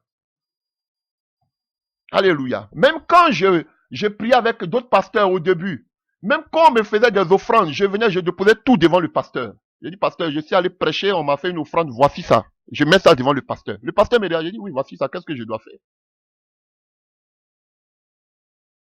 Ah oui, frère. Tu es serviteur du maman. Moi, je prêche, vous me donnez les offrandes. Bon, chers frères et sœurs, on va s'arrêter à là. On va parler maintenant du troisième cas. Alléluia. Et sœurs, le mariage. Troisième type d'autorité que nous avons dans le Nouveau Testament, on a parlé de l'État ou le gouvernement. On a parlé des pasteurs dans l'Église de Christ. Maintenant, on a le mariage. Et dans le mariage, on a une autorité. Parce que dans le Nouveau Testament aussi, on présente l'homme comme étant une autorité. Dans l'Église, on a l'autorité qui sont les pasteurs. Dans notre monde, alléluia, on a les autorités qui sont l'État, le gouvernement. Dans le foyer, chers frères et sœurs, on a une autorité aussi qui est l'homme. Ah oui, quelque chose, ce que vous avez me dit, le féminisme, alléluia, qu'on appelle l'émancipation, ainsi de suite, chers frères et sœurs, l'homme demeure toujours l'autorité dans le foyer. Alléluia. Mais l'homme aussi a des responsabilités. Il ne suffit pas de venir de taper sa poitrine pour dire c'est moi l'homme, je suis l'autorité du foyer. Mais aussi, tu as aussi des responsabilités. Ah oui, père, frère, c'est la vérité. Tu dois t'occuper de ta famille. Tu dois veiller sur ta famille. Tu dois nourrir ta famille. Tu dois travailler pour ta famille. Mais comment tu vas être une autorité si toi, tu es toujours couché en train de jouer les PlayStation et que ta femme va travailler? Alléluia. Comment tu peux être une autorité dans ta maison alors que tout le boulot, c'est la femme qui fait? Tu ne fous rien. Et puis, je suis l'autorité. Une autorité paresseuse qui ne bouge même pas le doigt. Voilà. Comment tu peux être une autorité et puis c'est ton célibataire qui te nourrit? Alléluia. Mais tu n'es pas une autorité. Frère, Dieu est juste. Après, vous dites que les femmes se lèvent contre vous. Mais montre que tu es une autorité. Va chercher du boulot. Va boulotter, chers frères et sœurs. Et nourris ta famille. Sois un père responsable, digne. Alléluia, chers frères et sœurs. Et donne un coup de main aussi à ta femme. Tout le boulot ne va pas être sur sa tête, chers frères et sœurs. Et tu dois aussi aimer ta femme. Alléluia. Et tout cela, on va le voir, chers frères et sœurs. Prenons des passages et je vais parler un peu par rapport au mariage. Alléluia. Un peu. Bon, chers frères et sœurs, j'avais décidé de ne plus parler du mariage. Mais comme aujourd'hui c'est mon thème, si les 3 types d'autorité dans le Nouveau Testament, bon, c'est arrivé sur le mariage, donc je vais parler encore un peu. Alléluia. Alléluia. Donc, prenons un passage. Déjà, 1 Corinthiens 11 à partir du verset 3. 1 Corinthiens 11 à partir du verset 3. Alléluia. Paul dit, soyez mes imitateurs comme moi je suis moi-même de Christ. Alléluia. Aucun pasteur ne peut dire ça aujourd'hui. Hein? Ah, alléluia. Et je vous loue de ce que vous vous souvenez de moi à tous égards et de ce que vous retenez mes instructions telles que je vous les ai données. Alléluia. Je veux cependant que vous sachiez que Christ est le chef de tout homme et que l'homme est le chef, l'autorité de la femme. Ah oui, chers frères et sœurs, c'est l'autorité ici que vous voyez. Alléluia. Chers frères et sœurs, donc c'est clair. L'homme est l'autorité de la femme. Alléluia. Et puis pour une petite parenthèse, ceux qui disent que, alléluia, que la femme n'est pas la côte de l'homme, mais, alléluia, mais elle est le côté, pas le côté même, une partie de l'homme. Alléluia. Alors, si elle est la moitié de l'homme, en ce moment, pourquoi vous ne permettez, pourquoi vous prêchez contre, comme on appelle, contre le ministère de la femme? Parce que vous ne dites pas que la femme est seulement qu'une côte, mais vous dites qu'elle est toute une partie, alléluia, son vis-à-vis de l'homme. Alors, donc si elle est la moitié de l'homme, chers frères et sœurs, en ce moment, donc la moitié aussi peut travailler dans le champ de Dieu. Alléluia. Mais là encore, je vais vous choquer, vous les femmes. Ne créez pas vite victoire. Ah oui, je vous dis. Ça va vous choquer. Donc ici, déjà, on voit 1 Corinthiens 11 à partir du verset 3. Que l'homme est le chef. L'autorité. Ici, c'est l'autorité de la femme. 1 Timothée 2, nous partons encore. Je vais lire d'abord les passages et puis après, je vais parler un peu. 1 Timothée 2 à partir du verset 12. 1 Timothée 2 à partir du verset 12. Alléluia.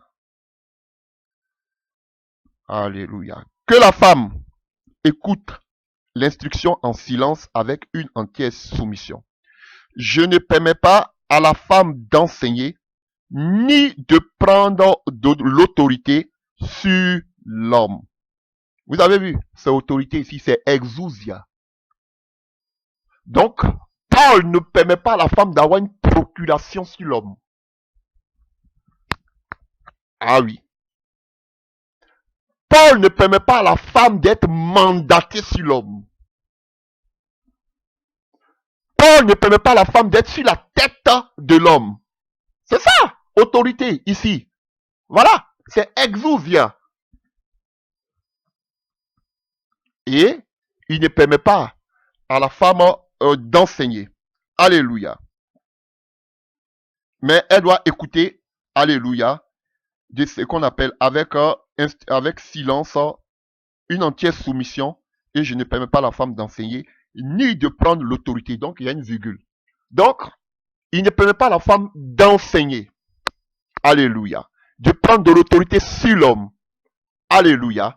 Et qu'elle doit se taire. Et si elle a des questions à poser, elle va poser cela à la maison. On parle d'une assemblée. Alléluia. Donc, chère maman, je vous dis toujours, faites le ministère avec vos maris. Oui. Ici, c'est une discussion vraiment, je vous dis, c'est vraiment une discussion. Parce que aujourd'hui ici, quand on voit ces passages, beaucoup disent que, alléluia, que on parle de l'assemblée. D'autres disent que on fait allusion seulement que à son mari. Lisez une autre version. Je ne permets pas à la femme d'enseigner en prenant autorité sur l'homme. Vous voyez, alors que là on avait une virgule, enseigner en prenant de l'autorité sur l'homme. Mais ici on dit je ne permets pas à une femme d'enseigner en prenant autorité sur l'homme. Alléluia. En prenant autorité. Alléluia. Donc, le fait qu'une femme enseignait, l'enseignement, selon cette compréhension, l'enseignement de la femme, alléluia, est compris comme une prise, chers frères et sœurs, d'autorité sur l'homme. Parce qu'on parle ici dans la communauté, l'attitude des hommes et des femmes dans la communauté. C'est là que le thème, alléluia, le titre, alléluia. Et c'est normal, alléluia. Une telle compréhension, alléluia, des choses, de ces choses-là, correspond sûrement, chers frères et sœurs, à la situation de l'époque, alléluia, chers frères et sœurs, dans laquelle, chers frères et sœurs, c'était les hommes qui enseignaient. Vous pouvez regarder au milieu des apôtres, on nous dit jamais au milieu des apôtres, alléluia, et les apôtres de l'agneau, alléluia, on n'a pas vu une femme, alléluia. Donc, chers frères et sœurs, on voit que Paul aussi s'accorde, il s'accroche sur le fait que c'est Ève qui a péché, pas l'homme. Donc, il allait depuis l'autre créateur, alléluia, de Dieu. Depuis le début, alléluia. Donc, il ne voulait pas changer cet ordre-là, alléluia, alléluia. Donc, il retirait ici donc la liberté d'enseigner, alléluia, à la femme, que la femme dans la communauté ne devait pas enseigner. C'est écrit, hein, chers frères et sœurs. On parle d'une communauté ici. Donc, que la femme n'avait pas la liberté d'enseigner, mais la femme pouvait prier, comme on le voit au verset 9. Et la femme aussi pouvait prophétiser, comme on le voit dans le livre de 1 Corinthiens 11, à partir du verset 5. La femme aussi peut être une prophétesse. Alléluia. Elle peut être aussi une diaconesse. Alléluia. Alléluia. À partir de, qu'on appelle à partir de 1 Corinthiens 3, à partir du verset 11. Alléluia. Chers frères et sœurs. Donc, maintenant, on avait la diaconesse de Sanré. Alléluia. Donc, chers frères et sœurs, la question maintenant est de savoir si de nos jours, l'enseignement par une femme, alléluia, représente une prise d'autorité. Parce que ici, c'est le même mot exousia. Alléluia. Donc, comme je le disais, il y a d'autres passages qui parlent d'enseigner et de prendre autorité sur l'homme. Il y a d'autres qui disent que non, la femme prend de l'autorité sur l'homme en enseignant. Il y a d'autres qui disent non, il y a l'enseignement qui est là, il y a une virgule, et il y a prendre autorité, ça fait deux choses différentes. Elle peut enseigner, alléluia, mais elle ne doit pas prendre de l'autorité sur l'homme. D'autres disent non, non, non, non, elle prend de l'autorité sur l'homme en enseignant. Et j'ai cherché toutes les versions, j'ai cherché dans toutes, je cherche partout, dans toutes les manuscrits et autres, chers frères et sœurs, dans, alléluia, pour voir le grec ancien et autres, alléluia, des recherches. Frère, c'est ambigu. Je vous dis la vérité, c'est ambigu. Donc, il y a une discussion. Alléluia, chers frères et sœurs. Dans tous les cas, moi, en ce qui me concerne, moi personnellement, j'ai dit moi, en ce qui me concerne, je ne vois pas une objection à ce qu'une femme peut servir le Seigneur. Mais ici, on parle aussi des anciens. Parce que en devenant, alléluia, parce que on voit que Kyria a été une femme qui gérait une église de maison. Alléluia. C'est vrai qu'on ne voit pas d'anciennes parmi les anciens, mais on voit que Kyria aussi était, quand on parle à Kyria, c'est le féminin de Kyrios, Seigneur. Alléluia. À l'ancienne, elle était une ancienne qui gérait l'église qui était dans sa maison. Est-ce à dire que dans sa maison, il y avait des hommes ou pas? La Bible ne le dit pas. Alléluia. Parce qu'ici, on fait allusion aux anciens qui étaient comme des pasteurs. Alléluia, chers frères et sœurs. Est-ce qu'une femme peut être pasteur? On est sûr qu'une femme peut être prophétesse, une femme peut être évangéliste, aller gagner des âmes. Alléluia. Femme apôtre, on l'a vu aussi avec, on a eu deux cas comme ça. Alléluia, dans le Nouveau Testament. Mais une femme qui va être sur une église en tant que pasteur, moi je le dis personnellement, une femme peut exercer avec son mari. Moi, c'est ce que je dis personnellement. Parce que ici, c'est une discussion théologique. Moi, pour moi, une femme, d'autres disent que oui. Moi, je ne suis pas contre le ministère des femmes. Alléluia. Mais je dis une femme, un pasteur, en tout cas, moi, j'ai vu seulement avec Kyria dans le Nouveau Testament. Au niveau des anciens, je n'ai pas vu de femme pasteur. Mais on a vu que Kyria et généralement les églises. Est-ce que l'église qui était dans la maison de Kyria était une église qui rassemblait des hommes? Parce que si aussi cette église rassemblait des hommes, il allait avoir certainement des anciens. Donc l'église qui était dans la maison de Kyria, peut-être que c'était Kyria et elle et ses enfants. Parce que si c'était une grande église où il y avait des hommes et autres, en principe, il devait avoir des anciens. Voilà. Donc frère, il y a des questions. Ok, c'est écrit. Alléluia, chers frères et sœurs. Mais moi, personnellement, je ne suis pas contre le fait qu'une femme peut servir le Seigneur. Mais en tant que pasteur, je le dis, elle doit servir auprès de son mari. Voilà. Mais dit qu'une femme peut être pasteur, chers frères et sœurs, ça c'est une question à laquelle je dois répondre. Frère, qu'est-ce que vous voulez que je vous dise? En tout cas, frère, je vous dis la vérité, le mari peut être pasteur, mais la femme peut pas être pasteur. Ça ne engage que moi. Alléluia. Elle peut servir auprès de son mari, même pasteur, elle seule sur une assemblée d'hommes. C'est prendre de l'autorité. Moi, c'est ce que je pense. Mais elle peut servir comme prophétesse, elle peut servir comme évangéliste. Il y a beaucoup de dons dans l'église.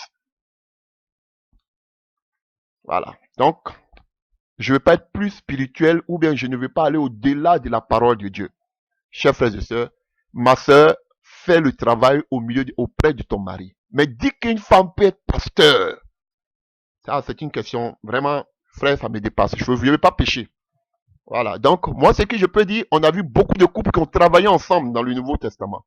Chers frères et sœurs. On a vu des femmes qui étaient des prophétesses, même dans le Nouveau Testament comme dans l'Ancien. On a vu des femmes qui gagnaient des âmes à Christ. Elles jouaient le rôle d'évangéliste. Alléluia. Mais une femme pasteur ancien, moi, je n'ai pas vu ça dans le Nouveau Testament. Voilà. Donc, c'est là que je vais m'arrêter. Chers frères et sœurs. Donc, d'autant diront que non, quand on parle de prendre autorité, on parle seulement de l'homme. Mais cette lettre que nous venons de lire, on parle de l'assemblée. Qu'elle se taise dans l'assemblée, il a précisé. Et que si elle a des questions, elle puisse poser cela à la maison. Chers frères et sœurs, on peut prendre encore un autre passage. 1 Timothée 3.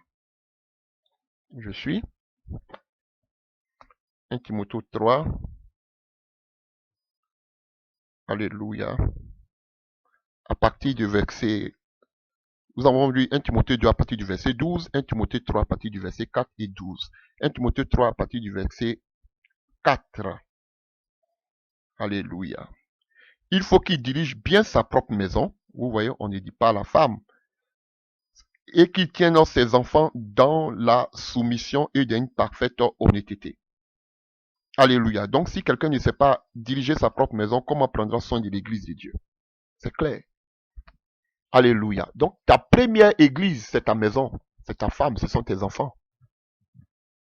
Frère, il y a un je vous dis, alors que vous allez voir que les plus mal éduqués, mais sont les enfants des pasteurs. C'est la vérité. Je ne dis pas tous les pasteurs, s'il vous plaît. Alléluia, chers frères et sœurs. Et beaucoup, pourquoi? C'est pas de leur faute, hein. C'est pas parce que quelqu'un, un enfant, un pasteur veut mal éduquer son enfant. Non. Parce que il prend tout son temps en train de s'occuper de l'église et il néglige même sa maison, l'église de sa maison. Voici le véritable problème. Alléluia. Il prend plus le temps. Alléluia. Et vous connaissez, s'il y a des femmes encore qui ont des moyens financiers dans l'église, ah, le pasteur sera esclave. Parce qu'elles vont l'appeler à n'importe quel moment, pasteur, j'ai tel problème, j'ai tel problème. Des petits problèmes pour lesquels elles peuvent prier, mais elles ont besoin du pasteur. Et le pasteur, comme il ne travaille pas, il a besoin de soutien. Donc, il est au pied. Il considère même ces femmes-là, même plus que même sa propre femme. Alléluia. Et vous pouvez voir, alléluia.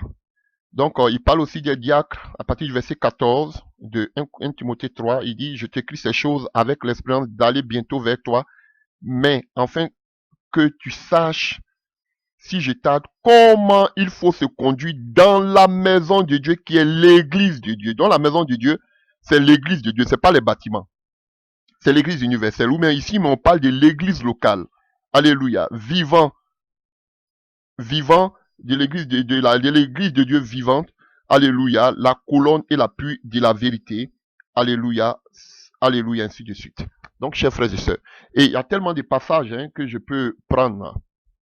Éphésiens 5, verset 22 que vous connaissez. Femmes, soyez soumises à vos maris comme au Seigneur, car le mari est le chef de la femme. C'est tout ça, c'est exousia.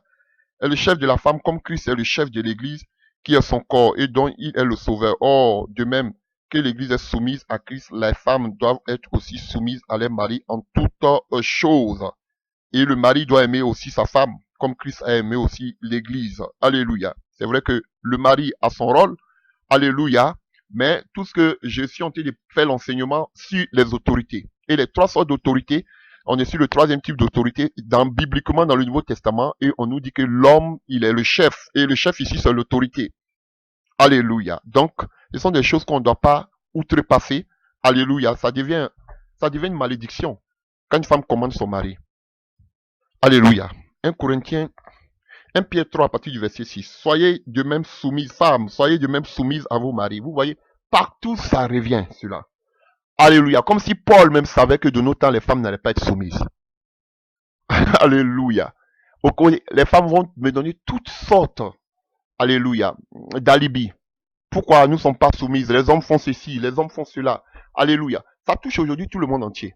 Mais j'ai dit là où ce phénomène, mais cette pandémie, excusez-moi, cette pandémie se fait voir, c'est juste dans les pays dits occidentaux. Parce que la femme a un droit. La femme qu'on appelle, la loi est plus en faveur des femmes. Donc aujourd'hui, les femmes se permettent aujourd'hui tout. Et l'homme aujourd'hui, on va le traiter de tout. On va dire que l'homme ne travaille pas, l'homme ne m'aide pas, l'homme est paresseux, l'homme pense à... Alléluia. Il y a des hommes aussi qui sont catastrophes. Donc vous pouvez voir, père, frère, le livre de 1 Pierre 3. Alléluia. À vos maris, afin que quelqu'un n'obéissant pas à la parole soit gagné sans parole par la conduite de leurs femmes en voyant leur manière de vivre chaste, réservée. Alléluia.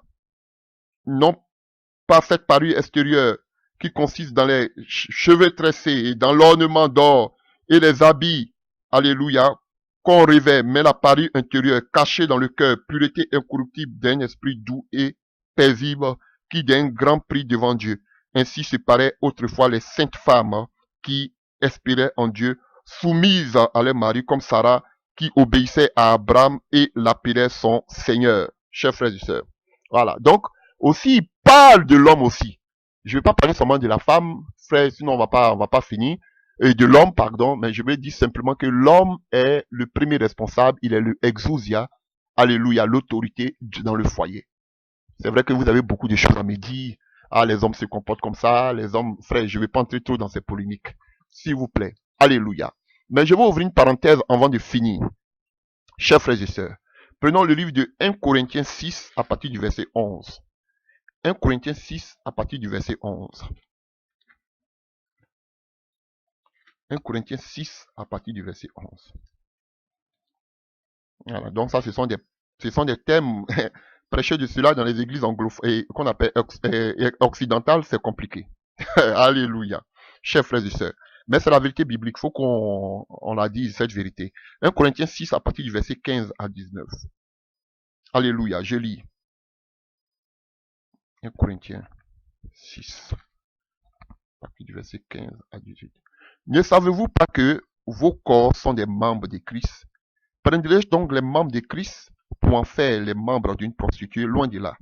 Ne savez-vous pas que celui qui s'attache à la prostituée est un seul corps avec elle? Car est-il dit, les deux deviendront une seule chair. Mais celui qui s'attache au Seigneur est avec lui un seul esprit. Fuyez l'impudicité, quelque autre péché qu'un homme, alléluia, commette ce péché hors du corps. Mais celui qui livre à l'impudicité pêche contre son propre corps. Ne savez-vous pas que votre corps est le temple du Saint-Esprit? Alléluia. Vous connaissez ce passage. Vrai, les gens parlent d'impudicité ici. Dans d'autres thèmes, on parle de débauche. Alléluia. Il y avait deux aspects qui se passaient. Chers frères et sœurs, il faut comprendre le contexte historique ici. Alléluia.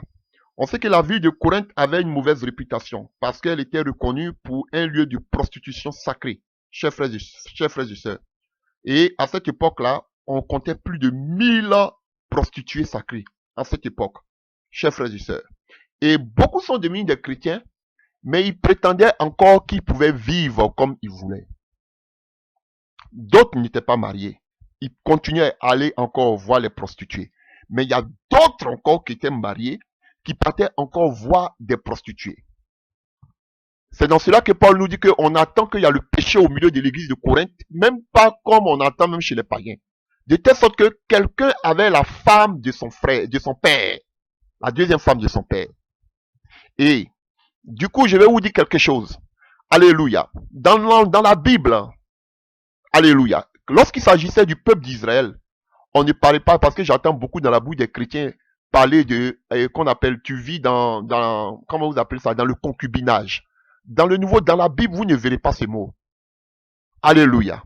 Lorsque Abraham avait pris les femmes, il avait pris Ketura et puis on dit qu'il a fait les dons aux enfants de ses concubines. Ce n'est pas le mot concubine qu'elle a. On parle des femmes du second rang.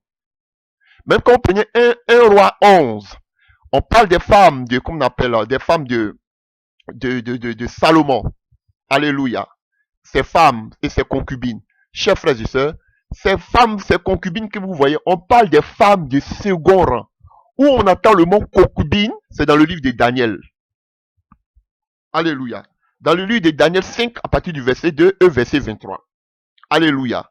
Où on voit le roi qui a pris ses femmes et ses concubines. Alléluia, on parle même des femmes de service. Pour venir s'enivrer avec les objets qu'ils ont retirés du temple à Jérusalem. Frère, donc le mot concubine était utilisé pour parler des païens.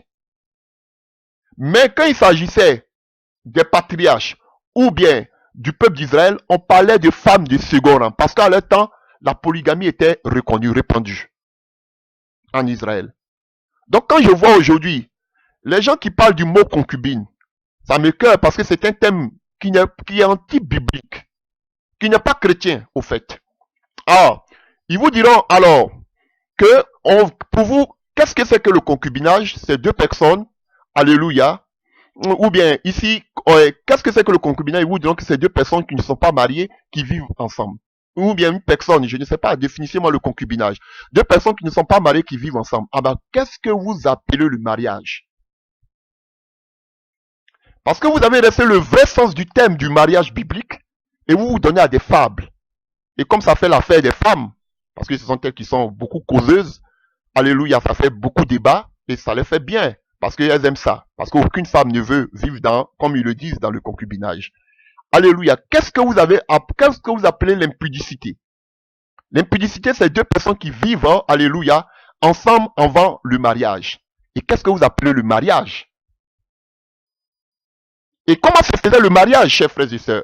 Et répartant ici, parlant de débauche dans l'église de Corinthe, chers frères et sœurs, alléluia, on faisait ici allusion à des personnes qui étaient mariées, qui partaient coucher avec encore des prostituées. Ah oui. On faisait aussi allusion à des personnes qui n'étaient pas mariées, qui partaient coucher avec des prostituées.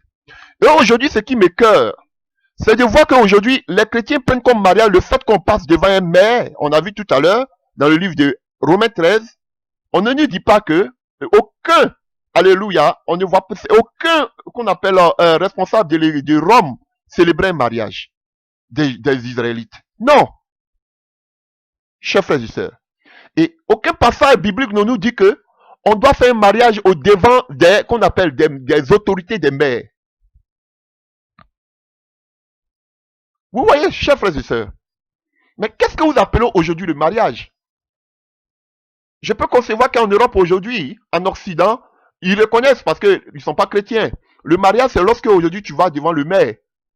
Alléluia. Mais le mariage chrétien biblique, qu'est-ce qu'il est, chers frères et sœurs? Ça m'écoeure quand je vois des personnes, des soi-disant chrétiennes, des chrétiens, qui accusent des personnes qui ont pris une femme, qui sont allés la doter, se présenter devant les parents de la femme, qui prennent cette femme, qui viennent vivre avec elle, qui ont des enfants, dit que cette femme et ce monsieur vivent dans le concubinat. Mais c'est la sorcellerie, ce que vous dites. Pour vous, là, le mariage, c'est quoi? Je vous pose la question. Ah oui, chers frères et sœurs, le mariage pour vous, c'est quoi? Non, tu dois passer devant le maire et la Bible nous dit d'obéir aux autorités. Mais lorsque une loi va contre l'autorité, chers frères et sœurs, contre la parole de Dieu, ce n'est pas biblique. Le mariage véritable, c'est lorsque la famille donne sa fille avec la caution de sa fille à un homme en mariage. Qu'est-ce que vous appelez le mariage? Ce n'est pas l'alliance. Alléluia, chers frères et sœurs. Et voici une erreur. Vous avez vu dans le mariage, dans la Bible où quelqu'un a pris qu'on appelle une femme et puis il s'habille en blanc pour aller faire un mariage? Non. Vous laissez le vrai problème et et puis vous faites comme si vous dites la vérité. C'est ça qui me plaît chez vous.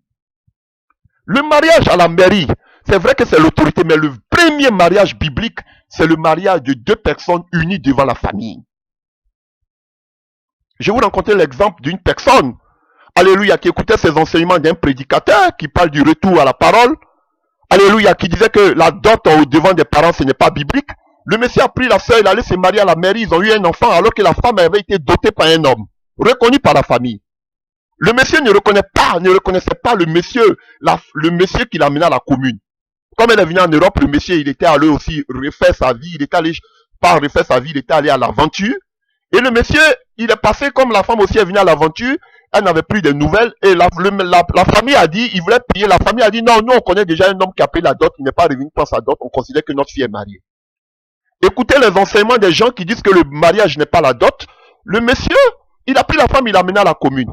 Mais ils ont fait un enfant aujourd'hui. Mais la femme a divorcé, elle a laissé le monsieur, elle est retournée avec le monsieur qui a payé la dot. Daniel, j'ai dit Daniel, alléluia. Vous pouvez voir dans le livre de 1 Corinthiens 7 à partir du verset 36. Paul dit que si le père donne sa fille en mariage, il ne fait pas de mal. On peut voir même dans le livre de Deutéronome 22 verset 16. C'était le père qui donne sa fille en mariage. Et quand un homme donne sa fille en mariage, vous allez dire quoi? La fille n'est pas mariée? Non, elle n'est pas mariée. Selon vous, pourquoi? Parce qu'elle n'est pas là à la commune. C'est la sorcellerie. Donc dites-moi, vous tous là qui êtes au-dessus de 40 ans, vos parents là, avant de vous mettre au monde là, est-ce qu'ils étaient mariés à la commune? Dites-le moi. Donc vous êtes des enfants adultériens ou bien des enfants impudiques? C'est ce qui est la vérité biblique.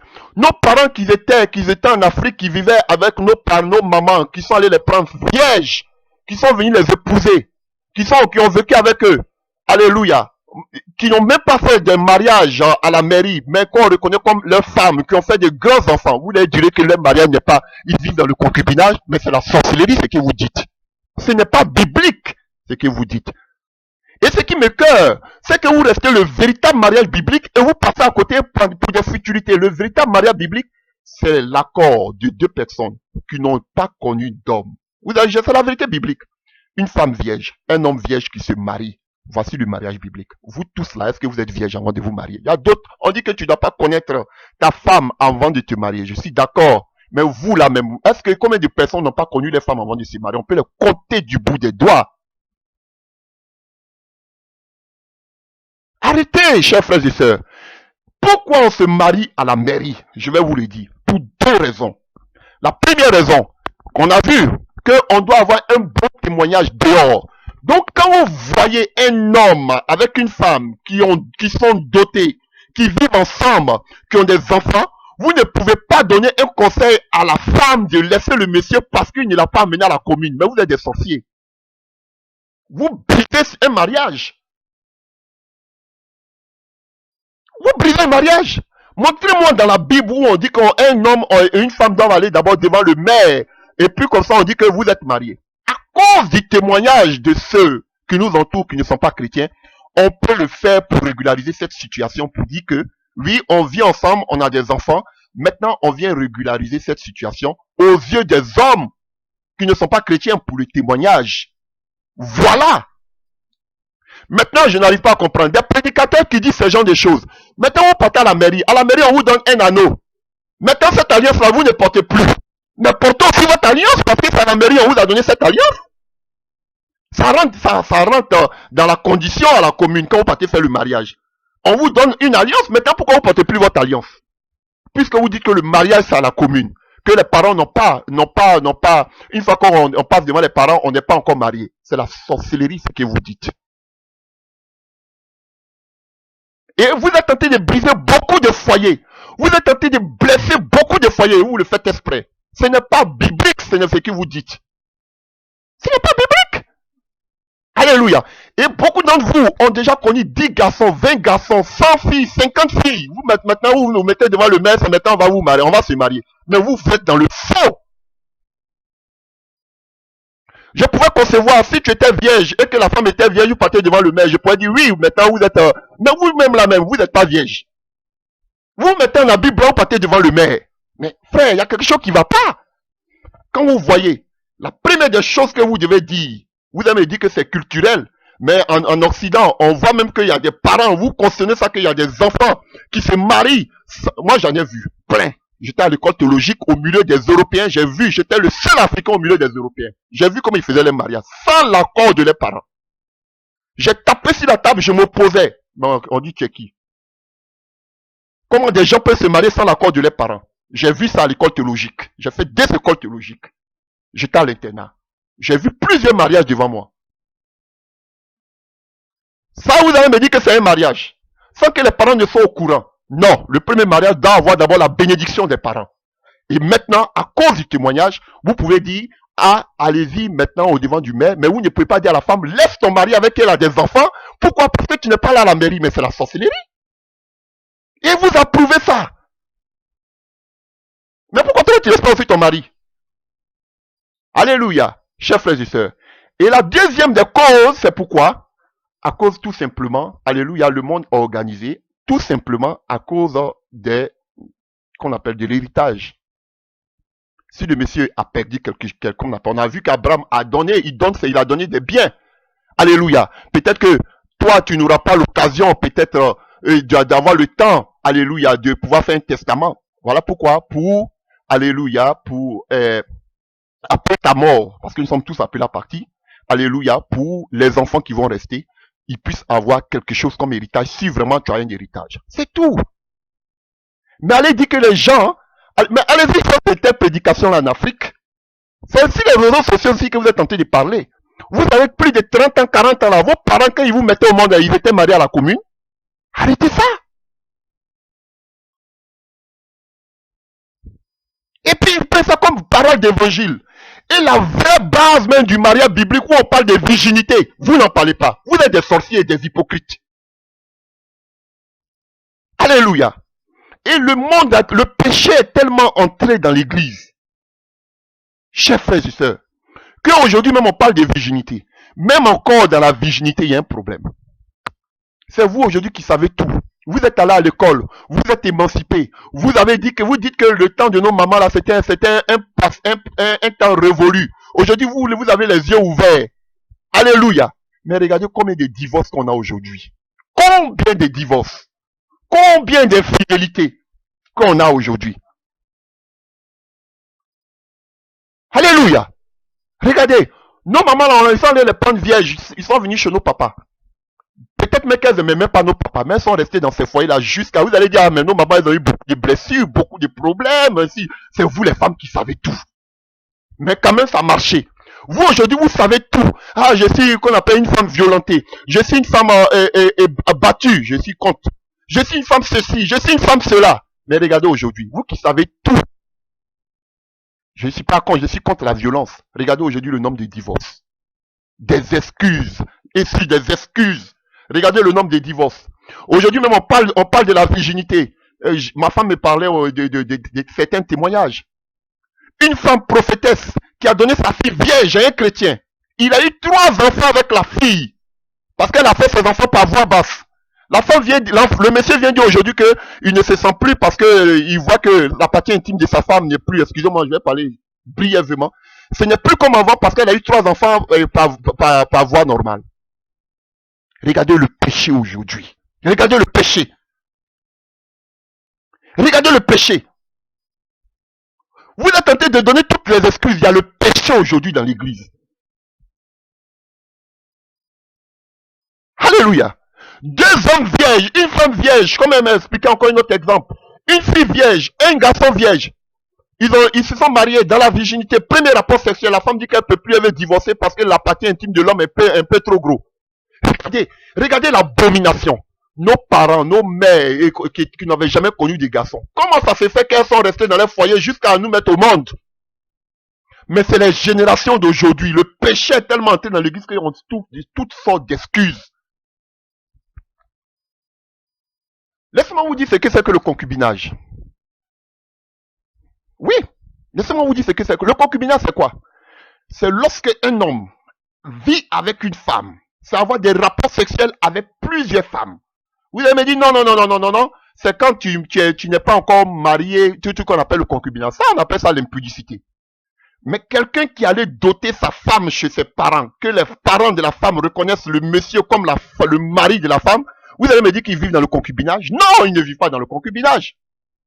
Ce sont devant la parole de Dieu, ils sont mariés. Vous allez me dire quoi? Non, lorsqu'ils vont d'abord se marier devant Dieu et devant les hommes. Montrez-moi devant où on doit se marier devant les hommes. Montrez-moi ça bibliquement. Alléluia. Une fois que les parents ont donné leur accord, ces gens-là sont mariés. Et puis c'est biblique. La seule chose que vous pouvez leur dire, vous êtes déjà mariés, vous vivez depuis 15 ans, 20 ans ensemble. Allez-y, régularisez votre situation, ça vous coûte quoi? C'est comme ça qu'on peut donner des conseils. Mais dis à la femme, laisse le mari jusqu'à ce qu'il t'amène à la commune, mais c'est la sorcellerie. Et vous dites que ces gens-là ne sont pas des chrétiens.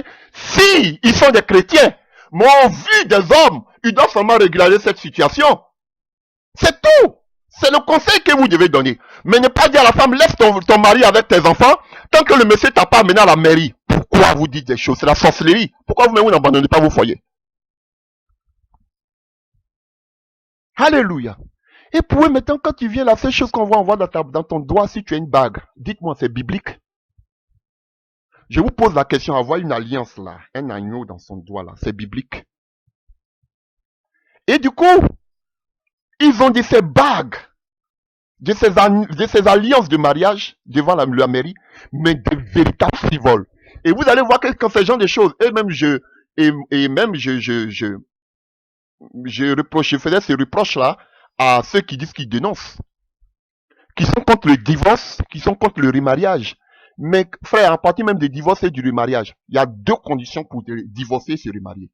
1, en cas d'adultère. Et 2, bibliquement. 2, quand le mari n'est pas converti, qu'il décide de ne plus vivre avec toi, tu peux te remarier. Alléluia. Ton mari homosexuel, c'est comme s'il a été infidèle. Lui-même, c'est l'abomination même. Ton mari, voilà, comme la femme de Wafo qui a tapé son mari en train de faire les œuvres occultes, elle a divorcé, elle allait se remarier. Vous allez dire qu'elle a péché? Voici des réalités, chers frères et sœurs. Et vous, je faisais des reproches à ces frères, à ces gens-là, alléluia, qui dénoncent le mariage, le divorce, le remariage. Mais quand les gens au milieu d'eux, leurs connaissances, vont coucher avec des sœurs, là, ils sont bouche bée. On peut tromper, mais maintenant quand la femme va dire je divorce, on va dire non, tu n'as pas le droit de divorcer. Si qu'elle a le droit de divorcer, si le mari la trompe, c'est ça le problème, c'est ça aussi la vérité. Ce sont des choses que je ne voulais pas en parler parce que j'ai déjà fait un enseignement où j'ai dit que la femme doit rester, alléluia, avec son mari tant qu'il est. Mais la Bible ne dit pas que aussi, alléluia, ce que la Bible ne dit pas. La Bible parle de quelqu'un qui vit tranquillement sans avoir trompé sa femme, puisqu'on fait un seul corps. Et du coup, regardez tous ces pasteurs, des véritables frivoles, qui trompent leurs femmes à longueur de journée. Et ces femmes-là sont obligées de rester. Tu fais, on te bat jusqu'on te divorce, ou bien on te tue même. Mais ça va pas quelque part.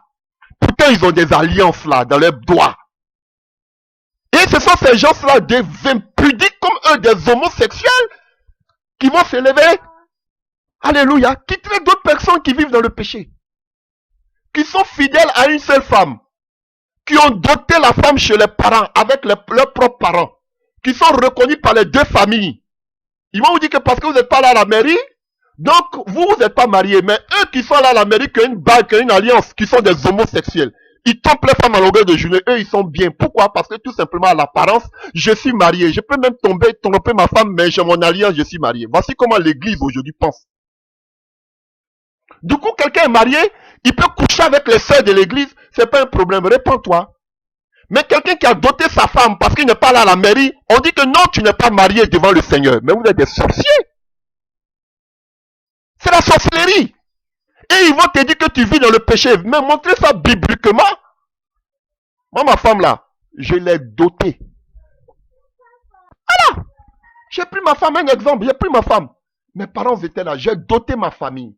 Il y a eu une fête. Alléluia. Mon père n'a pas pu assister parce qu'il était en Afrique. Un exemple. Ma famille était représentée. La famille de ma femme était représentée. Et on a fait notre fête.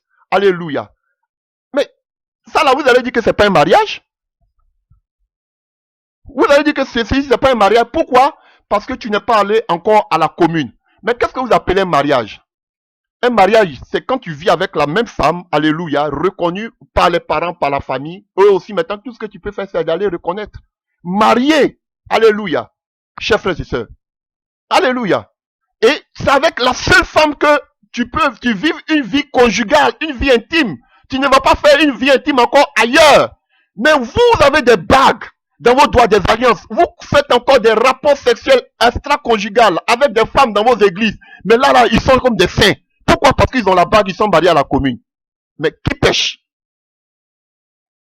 Je veux que vous changez un peu votre mentalité. Parce que le fait d'être marié, ce n'est pas mettre une alliance. Le vrai mariage, c'est avoir une femme avec qui on reste pour l'éternité parce qu'on forme un seul corps. Et quand on est avec cette femme, on ne va pas coucher avec d'autres femmes ou bien avec d'autres hommes. Ça, c'est le mariage. Et maintenant, si vous voulez aller sur le mariage biblique, c'est que vous devez être vierge, messieurs et moi. Il n'y a pas fait de dire non, je suis une nouvelle créature, les choses anciennes sont... Non, bibliquement là. Si une femme vient se marier, tant qu'elle n'est pas vierge, on la lapide. Donc le mariage biblique, c'était une femme vierge et un homme vierge. Ça là, on ne parle pas de ça. Non, on ne parle pas de ça. Mais ils vont vous dire, ce qui est païen, c'est le mariage à la commune. Voilà, ça c'est biblique. Mais où on doit être vierge pour se marier là. Non, ils ne mettent pas l'accent dessus. C'est une belle hypocrisie. Et quand on a l'alliance, c'est vrai qu'on peut tomber, on peut tromper, mais on peut revenir. Mais on est marié toujours quand même. Voici la sorcellerie dans l'église. Donc, chers frères et sœurs, je vais m'arrêter là. Trop parler. Donc, voici les trois sortes, frères, d'autorité dans l'église et dans le Nouveau Testament. Donc, Dieu voulant, par sa grâce, nous allons faire une prochaine prédication concernant ce thème. Ce sera la dernière prédication.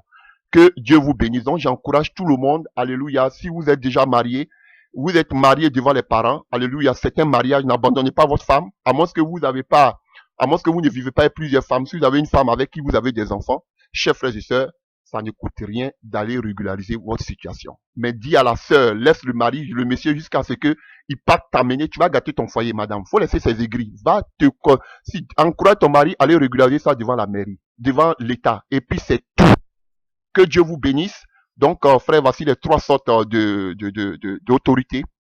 L'État, l'Église, les pasteurs, les véritables pasteurs. Et vraiment, dans le mariage, c'est l'homme. Chers frères et sœurs, respectez vos maris. L'homme aussi, respectez vos femmes. Alléluia. Que Dieu vous bénisse. Amen.